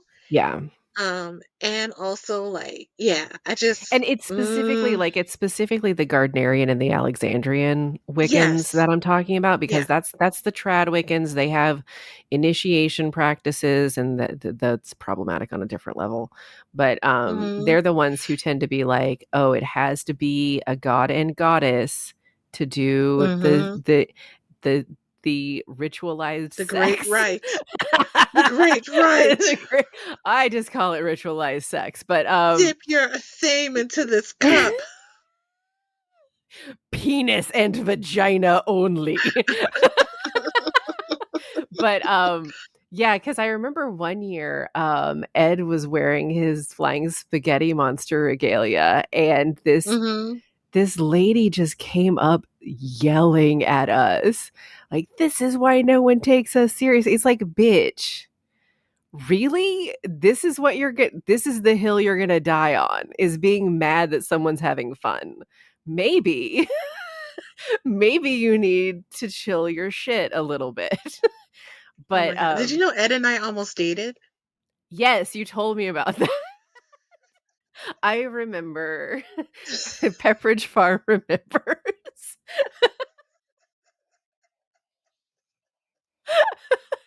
But yeah, the ones I want to call out who I was deeply disappointed in during that whole debacle was, there was a couple of authors that I always went to their classes every single year because I found them funny and fun and actually educational, was Mm-hmm. Angus McMahon and Jason Mankey. I don't know Mm-hmm. if you remember them, but Angus used to do like a stand-up thing, and Jason did pan related Mm-hmm. stuff.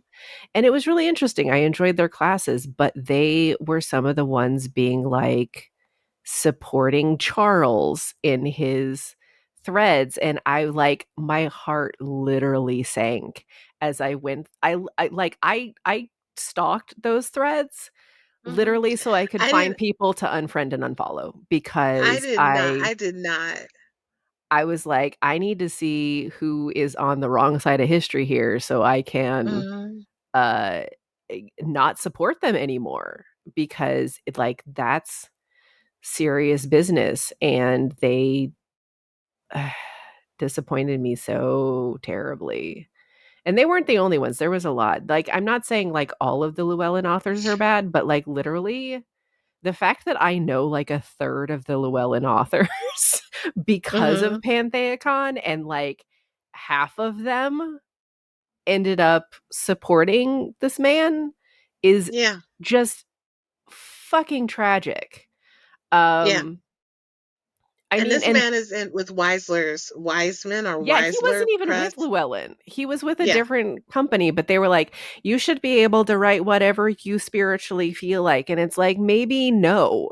Maybe there are Mm-hmm. some things that you don't get to touch, and you should be Mm-hmm. okay with that, instead of being like, I get to And colonize religion. Because writing that is about it what they're is saying. writing about it is one level. Profiting off of it is like what I can't stand. Like if you writing about it, I don't it just, especially with that name, people gonna get misled. That's why I Yeah, always have to see author pictures now. But he's also profiting right.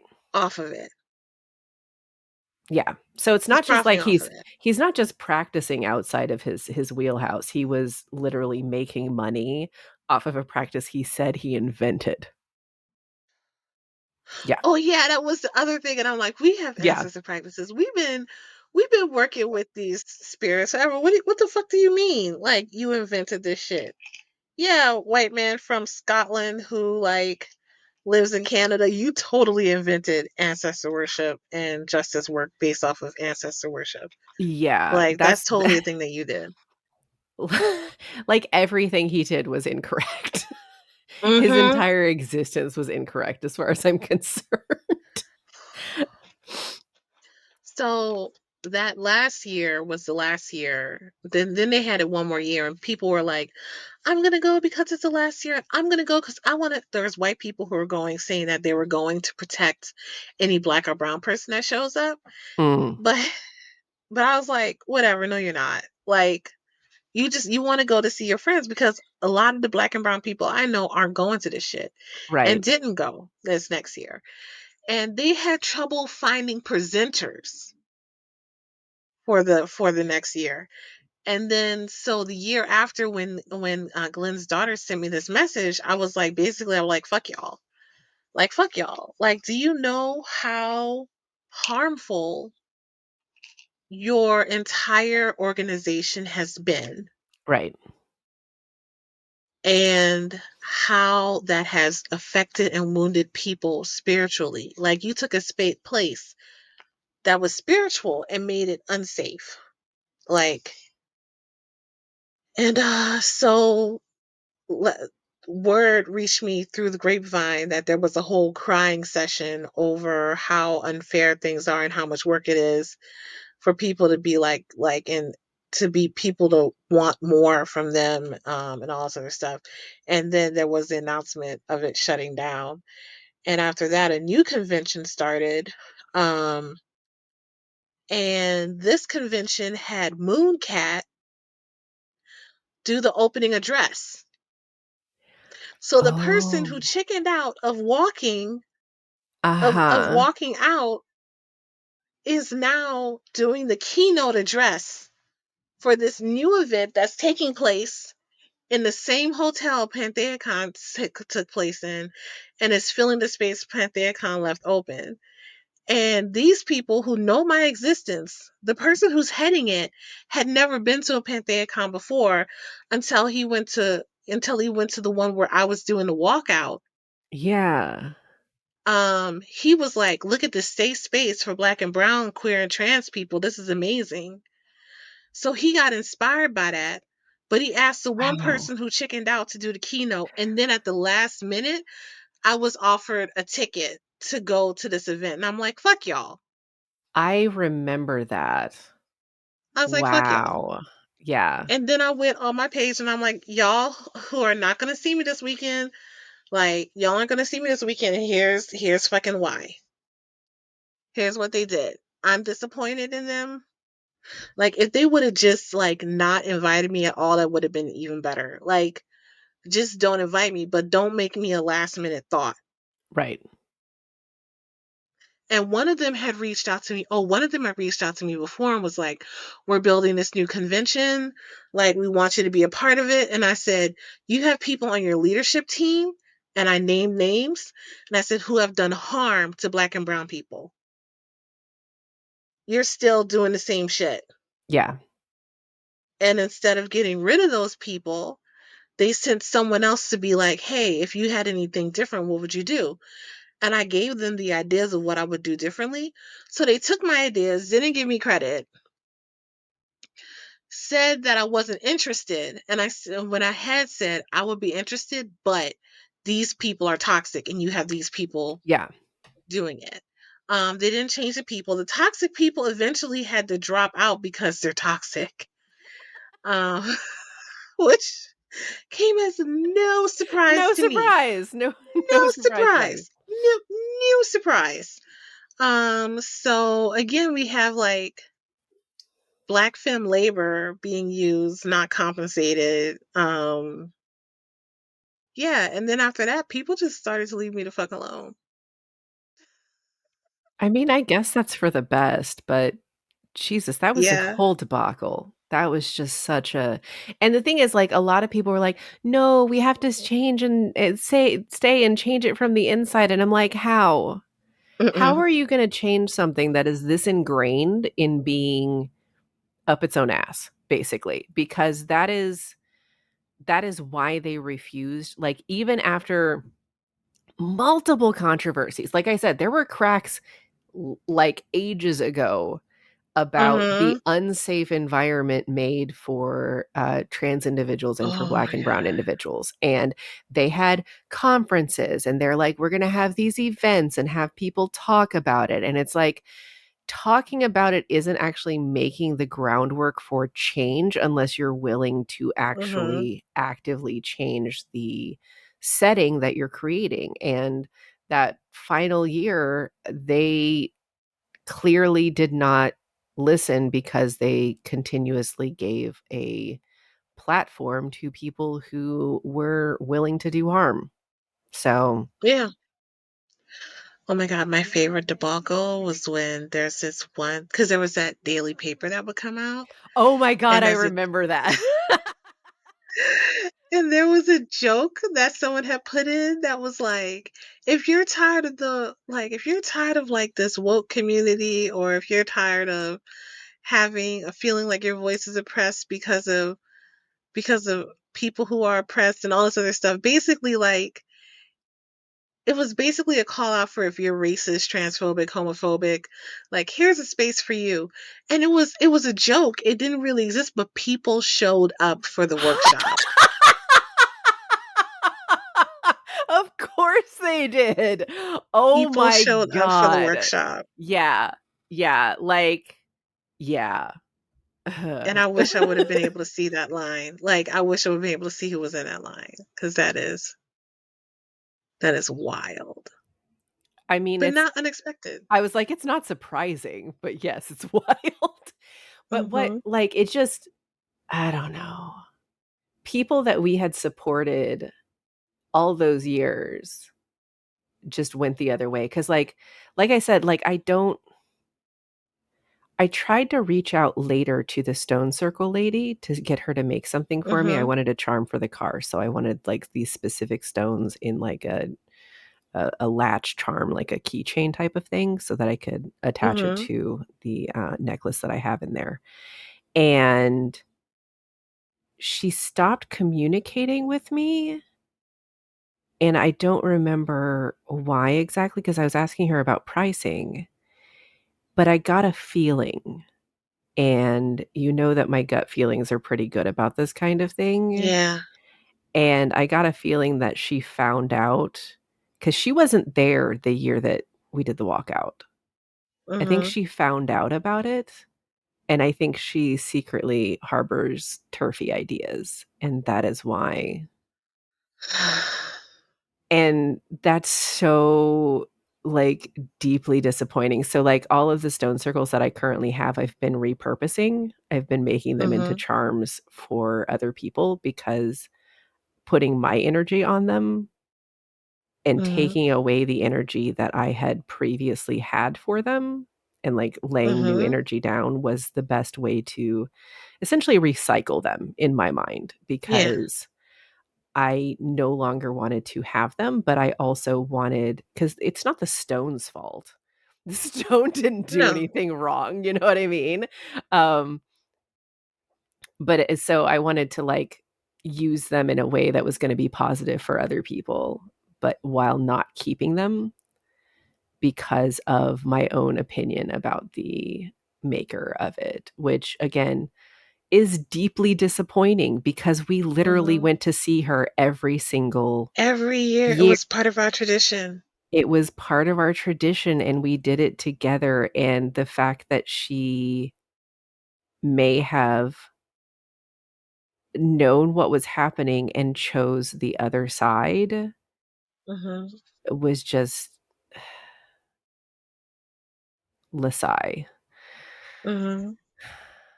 But yeah, so that's why I wanted to talk about this because, like, we talk about, like, pagan and religion and stuff like that, and people are probably like, "Well, you know, are you Wiccan?" No. And No. why? And it's because there's a lot of problematic shit that happens in the pagan community that people just don't talk about. Like, remember that guy? Remember the guy who ended up in jail? Which one? So Cuz he was an author, and I think his name was Keith. His name was Keith or Kevin. It was something with a K. But Tiamat really liked him and liked mm, his books. But, like, he got like, there was something about him that was a little off, and we found out that, like, he had, like, a bunch of child porn on his computer, and oh my god, I wonder if this is he was, like, 40 and dating a 19-year-old, and, like, she found it and was like turned him in, basically, Mhm.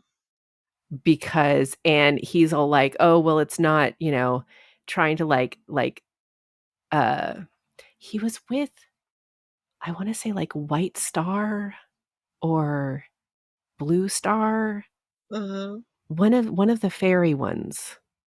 Do you know what I'm talking Did about? this happen years ago? Years and years and years Years ago? ago, yeah.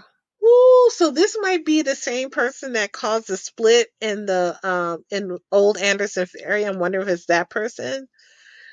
Um, because there was a whole trial and everything around this person, Really? and he was, and some people were like, we don't, there's an oath you take where you're like, you're supposed to protect and defend. And some of them are like, we can't protect and defend this motherfucker. And some of them are like, we took an oath. And so it caused a split in the tradition. I'm wondering if it's, Whoa. I mean, I would imagine so, because who's gonna stand up for a pedophile? and then there was that happened. And then I think also at the same time there was, and then the people who broke off were like, it's okay to charge for teaching fairy, old fairy. And other Mhm. people were like, no, it's not okay to charge for teaching old fairy, which I know there's a lot of people who are out there who are like, oh my God, Old Fairy, you're such a badass. Old Fairy, and I just want to be real clear. Old Fairy is appropriative as fuck. I trained in it for 5 years. I got out right before my initiation. And it was like, it, anyway. Anyway, I'm wondering if it's that same dude, because I believe he was a writer, unless there's more than one, which is, there are Yeah. so many, just because you're a witch or just because you're in pagan community doesn't mean that you are gonna be safe from people who are in it. There was one guy who was 40 years older when I had a separate coven called in the South Bay. I had a second coven and I forget the name of it at this point. But there was this 40-year-old or more man who would come and he would always go after the youngest girls in the group. Yeah. He would invite them to his double wide trailer where he lived with his mom and all this other stuff.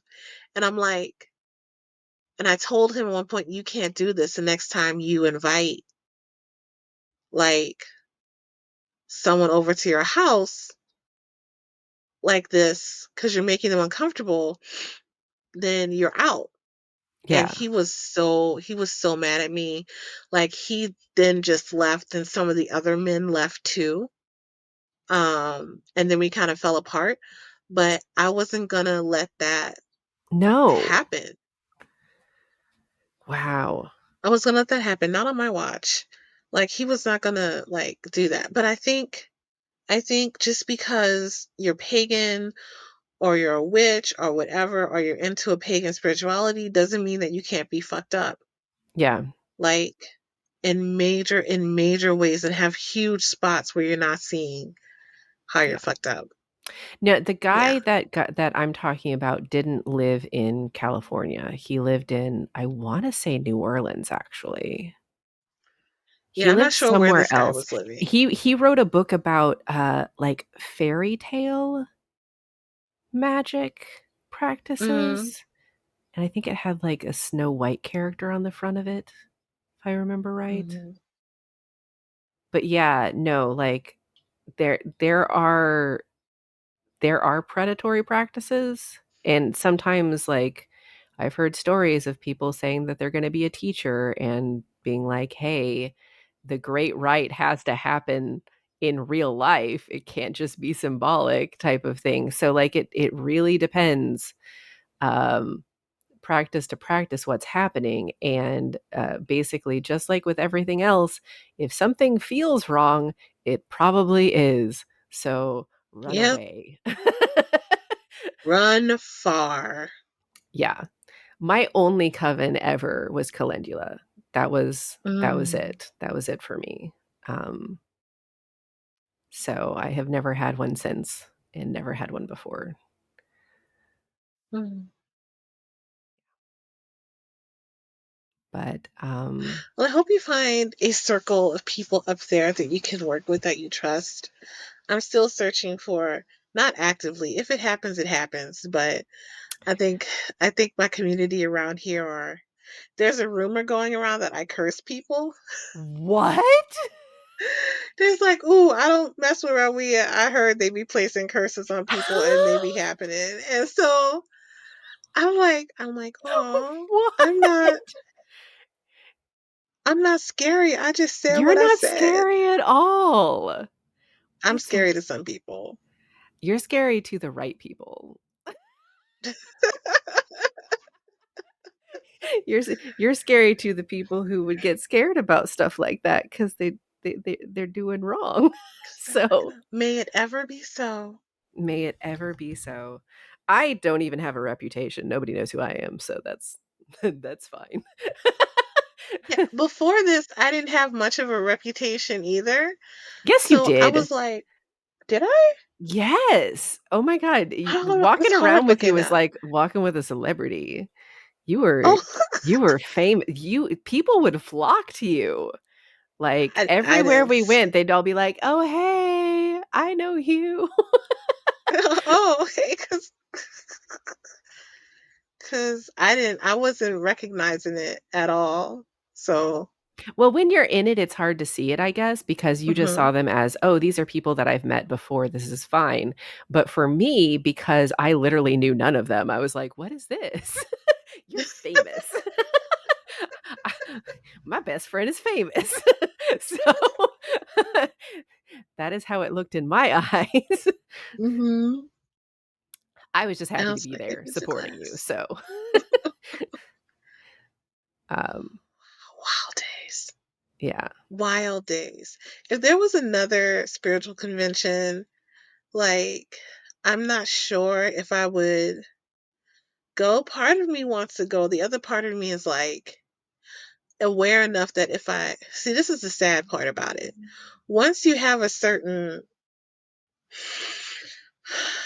reputation for something, Mm.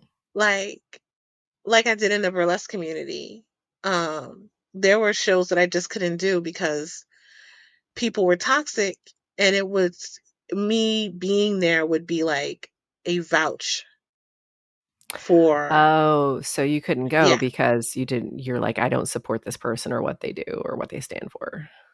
yep. That makes sense. So, um, And going to a convention, unless it has, like, the the likelihood of that convention having at least one problematic person is high. So mhm, supporting that is yeah, I don't know if I could go to one either yeah, for that reason. I yeah. mean, unless we, like, So get famous and decide to do our own, I don't see our that own happening anytime convention. soon I used to because have fun with this one convention called the Modern Witches Confluence oh, yeah, yeah, yeah, them. I remember them. because they were doing it, and they might be coming back under new leadership. I hope they do. Which would be great because the person who is in leadership now, she tired, like, and she gets to take a break and she gets to rest, and hopefully she hands over the reins to someone who is as upstanding as she is. Yeah. Um, Microphone almost fell on my tits again, but I got it. Uh, Well, Mike loves your titty today. Just it boom. does, it does. So yeah, um, just be careful of your spaces, like be careful of your spiritual spaces, like be aware of what's going on around you, and if something is not right, get out, like call it out or get out if you can't call it out. Like Yeah.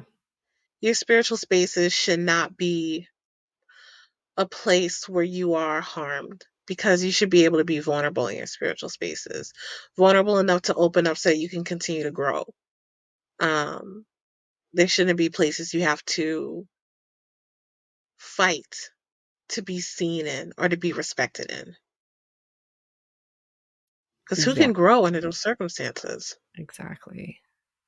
And from the other side, because, I don't know if you've noticed, but I am white.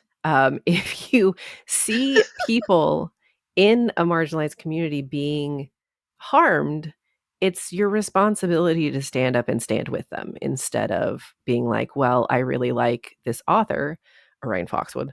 "I'm going to still go to their class because I like them." Because if they're actively doing harm to people that you say that you love and you don't stand up with them and uh, go against that person, even though you previously loved them, Mhm. you're not actually an ally or a friend of that person Mhm. because you're allowing them to be harmed by that other person. Yeah. Yeah. Exactly. Yep. So I think we've exhausted this topic, but Yes. I Oh feel no, I like have we one could. more thing I want to Yeah, yeah, say. go ahead, go ahead. Um, you can build your own spiritual spaces, even if it's just you and one other bitch. Like you can build your own spiritual spaces. Yes. So do that. That's an option. Yeah. And it's sometimes the best option. Like if you find Mm, someone you trust and you can be open spiritually with that person, then yeah, that's that's a practice. You can do that with just one person. Or if you find a small group and that's the only group that you're comfortable with, then that's who you can practice with.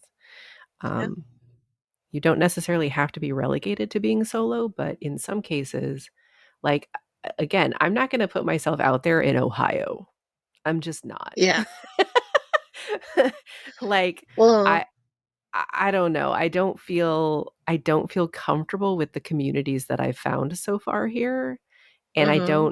I don't know enough to go and actively seek out other communities at the moment. So, Mm. I guess, you know. Well, we're gonna have to have our own yearly retreat then. Yes, that would be great. Mm-hmm.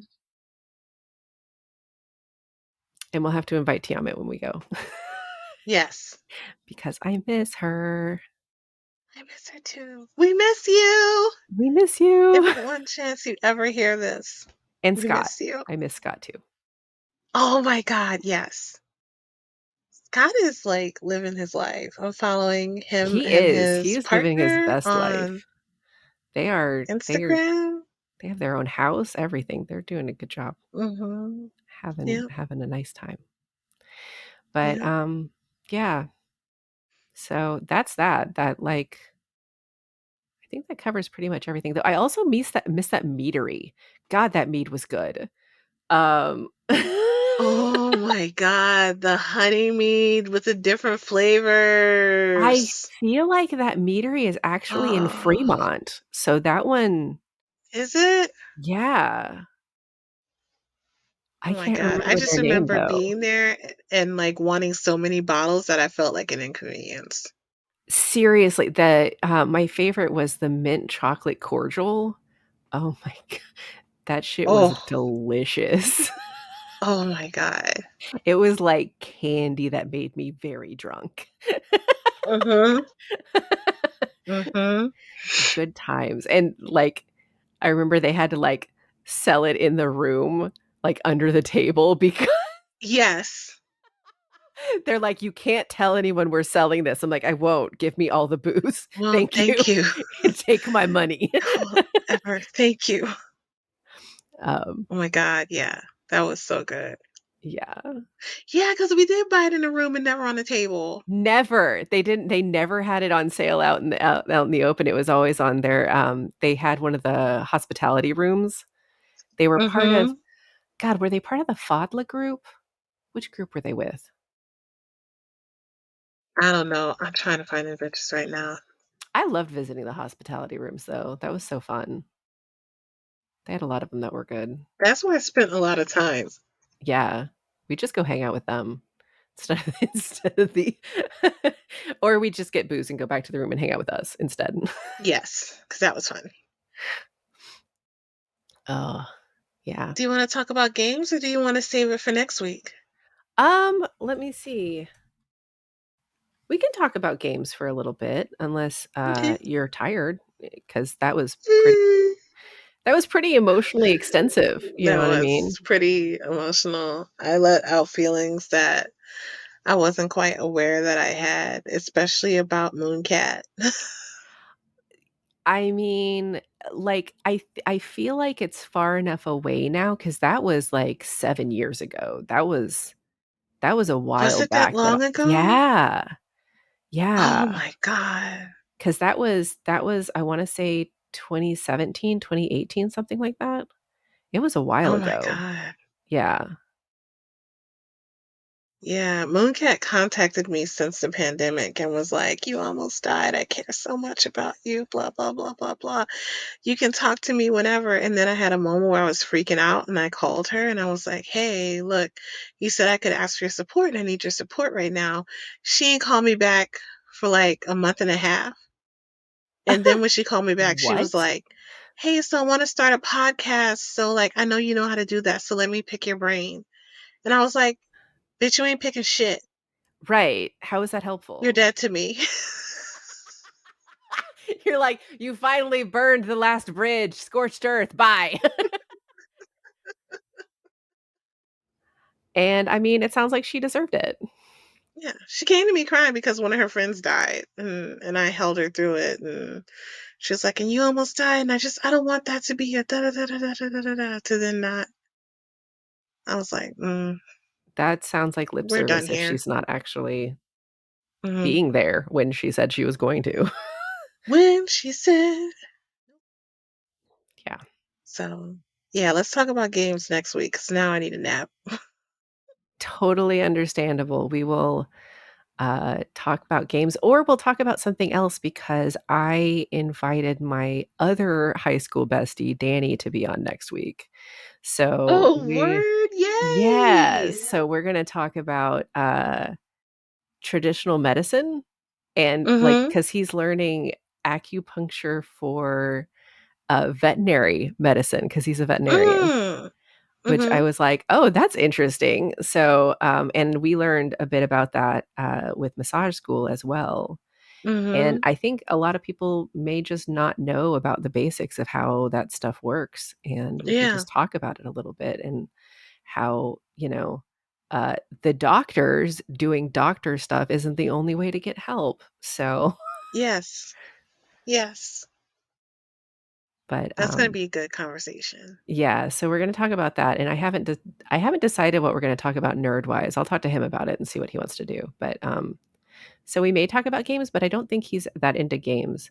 He is into, anime, though, so we may just talk about Demon Slayer 'cause he really likes Yay! Demon That Slayer a lot. sounds good. Watch more Demon Slayer. Yes. And we will be watching more Demon Slayer, so that will I hope my all earrings come in soon. Oh my Oh, god. yeah, you could wear them. That would be so cute. I will. So excited. Oh my god. But yeah, I honestly I assumed the Pantheacon thing was gonna take up the whole session anyway because of, feelings. Because of Feelings and a lot of moving feelings. parts and so Yeah, much fuck shit. like, And I was in 'cause it, so I couldn't see what it looked like from the outside at yeah. all. So I'm glad that we were able to talk about it because it's like it was such a huge part of our lives for 10 years, you know what I Yeah. mean? So the pulling up of the roots was, like, really in like, everyone was crying. Like, it was very intense when we did that, Yep. and we had to hold each other at the end because it was like that. Yeah. But we had to make sure that just because we were pulling up roots from the convention, that didn't mean that we were removing from each other and the other people that did that with us, because Yeah. community is community regardless of if there's a house for that community to go in. Yeah.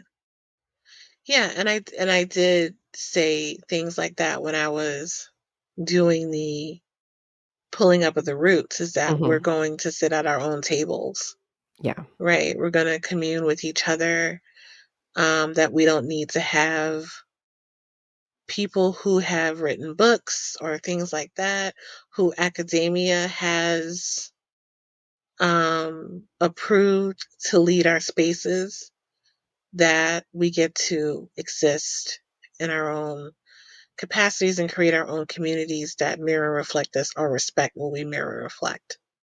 So, yeah.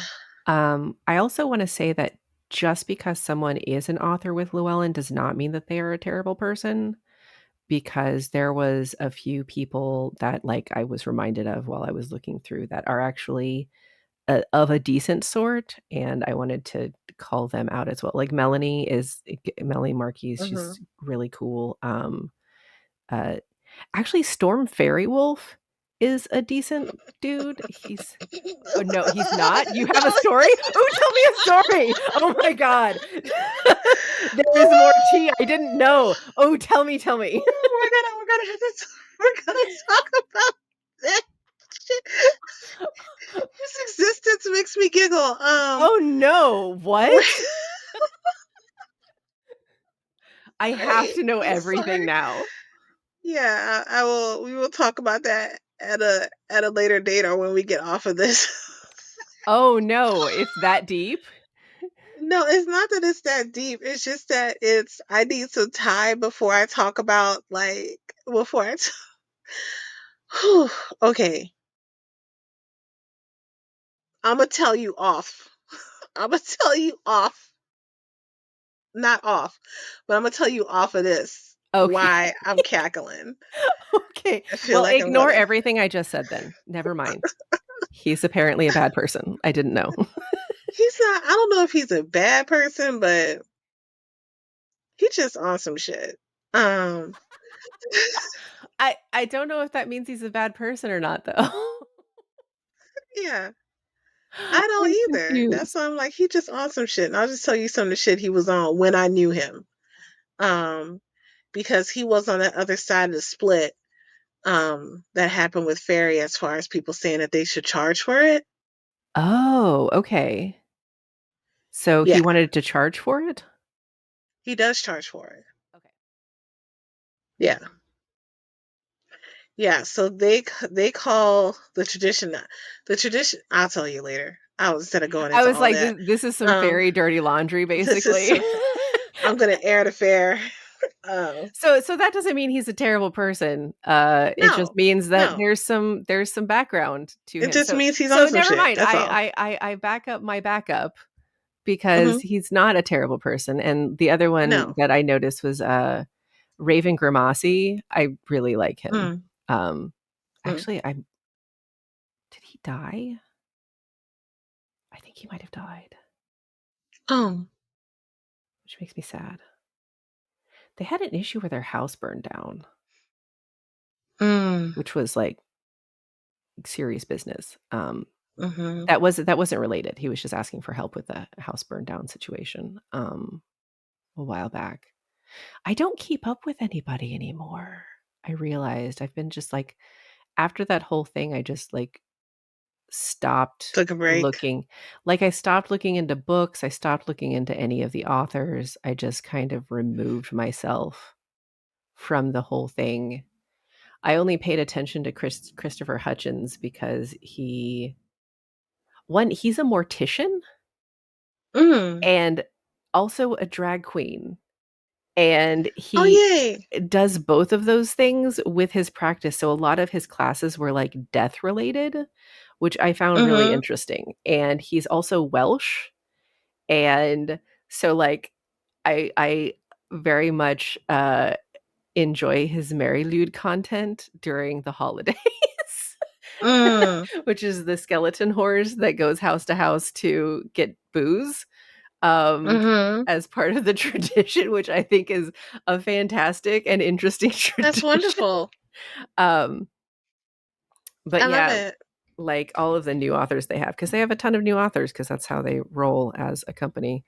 I don't Mhm. know any of them, so I can't I speak on think it. I think they might be trying to do some different things because they definitely lack diversity and Hmm. and inclusion. So they might be bringing in some new writers, some new authors, and the other press that is just notorious for hiring white writers to write on things that can be written on by black and brown people is Weisler Press. Who I do Charles know was some with, people right? who Charles was with. And unfortunately, someone who I really respected just signed up with them and they wanted me to be part of their anthology. And I had to tell them no, that I can't be part of your anthology because you're involved in this press. Like, I want to do it. And I think what you're doing is important work, but I can't say these people suck and Hmm. then be like, oh, but they're going to give me a little bit of money. Yeah. Yeah, So, it's which a is little. why I thought that I wouldn't be able to get a book published because of what all these printing presses do and how they're affiliated and everything. But I ended up with Spirit Bound Press, which is an imprint of Row House, and Spirit Bound is Femme and Brown owned, and Row House is Femme and um, Black and Brown, and white like owned, and trying to amplify the voices of marginalized groups. So I looked out my publisher because it was important to me that. Mhm. But yeah, I was like, oh man, I really want to participate in your anthology and I have things to say, but I can't with Wiser Press. I think it's Wiser or Wiseman or something like that. I don't know because I don't follow. Like I said, I don't know anything about the publishing industry. Wiser, Weiser.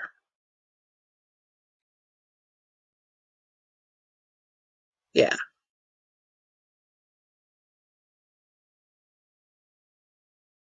yeah. They're another pagan press.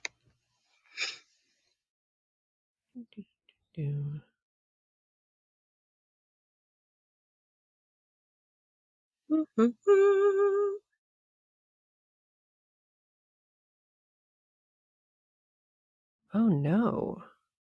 What's that? No, I looked up Morpheus's uh website basically to find the group name, the Koru Kathboda, like I said. Oh, she And published with that press too? no. Hmm. I'm saying oh no because the latest post that was put up is called Spiritual Abuse in the Pagan and Polytheist Community. And it's saying the Koru recently received a series of messages from someone attempting to intimidate members of our organization um, by invoking the Morgan and the goddesses that they work with. Like, What? yeah, That sounds like a stupid thing to do. it does seem like a stupid thing to do. Seems like a very stupid thing to do. But people like that, no one's saying that they're super intelligent. So but there it's basically an article about coercive control and how people like I mean, it actually looks like a really good article now that I'm looking at it. I Mm. highly recommend this article. Go to All right, I'm gonna check it out. like if you just look up Morpheus Ravenna, you'll see the very first link is going to be for korupriesthood.com, and that is their website. So if you look at the post for May 19th, 2023, that's the one that I'm looking at. There aren't a lot of posts on there, but it looks like this. I mean, it's a high quality post, but it just reminded me of what we were talking about just a little bit earlier.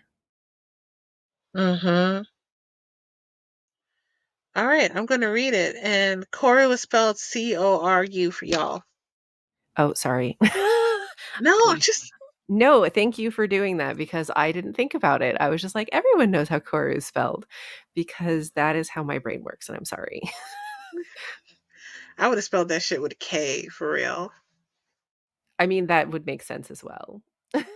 Mhm. Uh, All right, friend. I think we're good for the day. What would you leave people with from this episode? Hiccup, Bert at the same time. What would you leave people with from this episode? I guess what I would leave people with is be aware of your community. It's very easy, especially if you're new to a space, to seek comfort and to seek comfort in the familiar. But unless you put Hmm. yourself out there to meet people who aren't necessarily exactly like you, you're not going to learn new things. And Mhm. it's important to diversify the people that you are around to ensure that you aren't causing harm to other people and that you are respecting the practice and the wisdom and honoring everyone in the wider community, not just the people who you are most comfortable with in your own space. Because I think that that's what may have been kind of the root cause of all of that, is Mhm. that people who had been doing the same thing for years decided that they were just going to keep doing the same thing, and Yep. anyone who was different than them was a threat to their internal comfort and community, and they decided that their comfort was more important than creating a space that was inclusive for everyone. Yeah. And that is not exclusive to the pagan community. That is what causes the issues in general in life. So, using this as a lesson for how you live your life is, I think, not a bad thing. So, Yeah. look at how that happened and how you can expand your surroundings, both mentally and physically, to ensure that you are a safe space for others and not part of the Mhm. problem. Mhm. For me, it would be that community is a relationship, and just like any relationship, it can give you life or it can take it away. And Mhm. that when we enter into a relationship, especially as people who have been marginalized in some kind of way, and I mean that also to say, like, in the pagan community, like, it feels like you're a witch and it feels like you're all alone often as a witch. So we sometimes have a tendency to enter into relationships full of scarcity. And through that scarcity, we put up with shit we should never have put up with ever. And so I would say, when treat your community like you would treat your relationships. If it's not giving you what you need, if it's not nourishing you and uplifting you, if it's not breathing life into you, then you can take steps to see how y'all can repair the relationship, or you can walk away. But I think both of those options are hard to assess if you enter into it with the scarcity of, this may not be here for me, or I may never find another group, or I never find another community. That kind of thinking will lead us to putting up with some bullshit we shouldn't put up with. So I would say treat community like a relationship, and beware of your own scarcity and how that can affect you as you move through your communities. Yeah, Yeah. I think that's good advice. Because that's also like I said, because I don't trust the communities around me, I haven't gone to seek them. But because I made enough connections previously, I don't feel lonely in my own Hmm. practice. Plus, I know I can always call in spirits. You're Yes. never alone when you work with spirits. They're Never. always there. They're here for you. They're a spirit Sometimes a spirit sometimes phone you have call to away. build them a house with a door that can close so they get out your shit. Cause they They nosy. if you like them too much, they will try to live in your space permanently. Sometimes they may like you too much. Sometimes it's not even Yeah, about you, like, and sometimes it's like, you're my human. You're the flesh bag I want to work with today. yeah, So yeah, we're here. We're together. Yep. that's the truth. All right, y'all. This has been Witchy Shit and Mangalet with Cardibus and Rawiyah, and we will check y'all next time. Thanks for being here. Bye. Bye.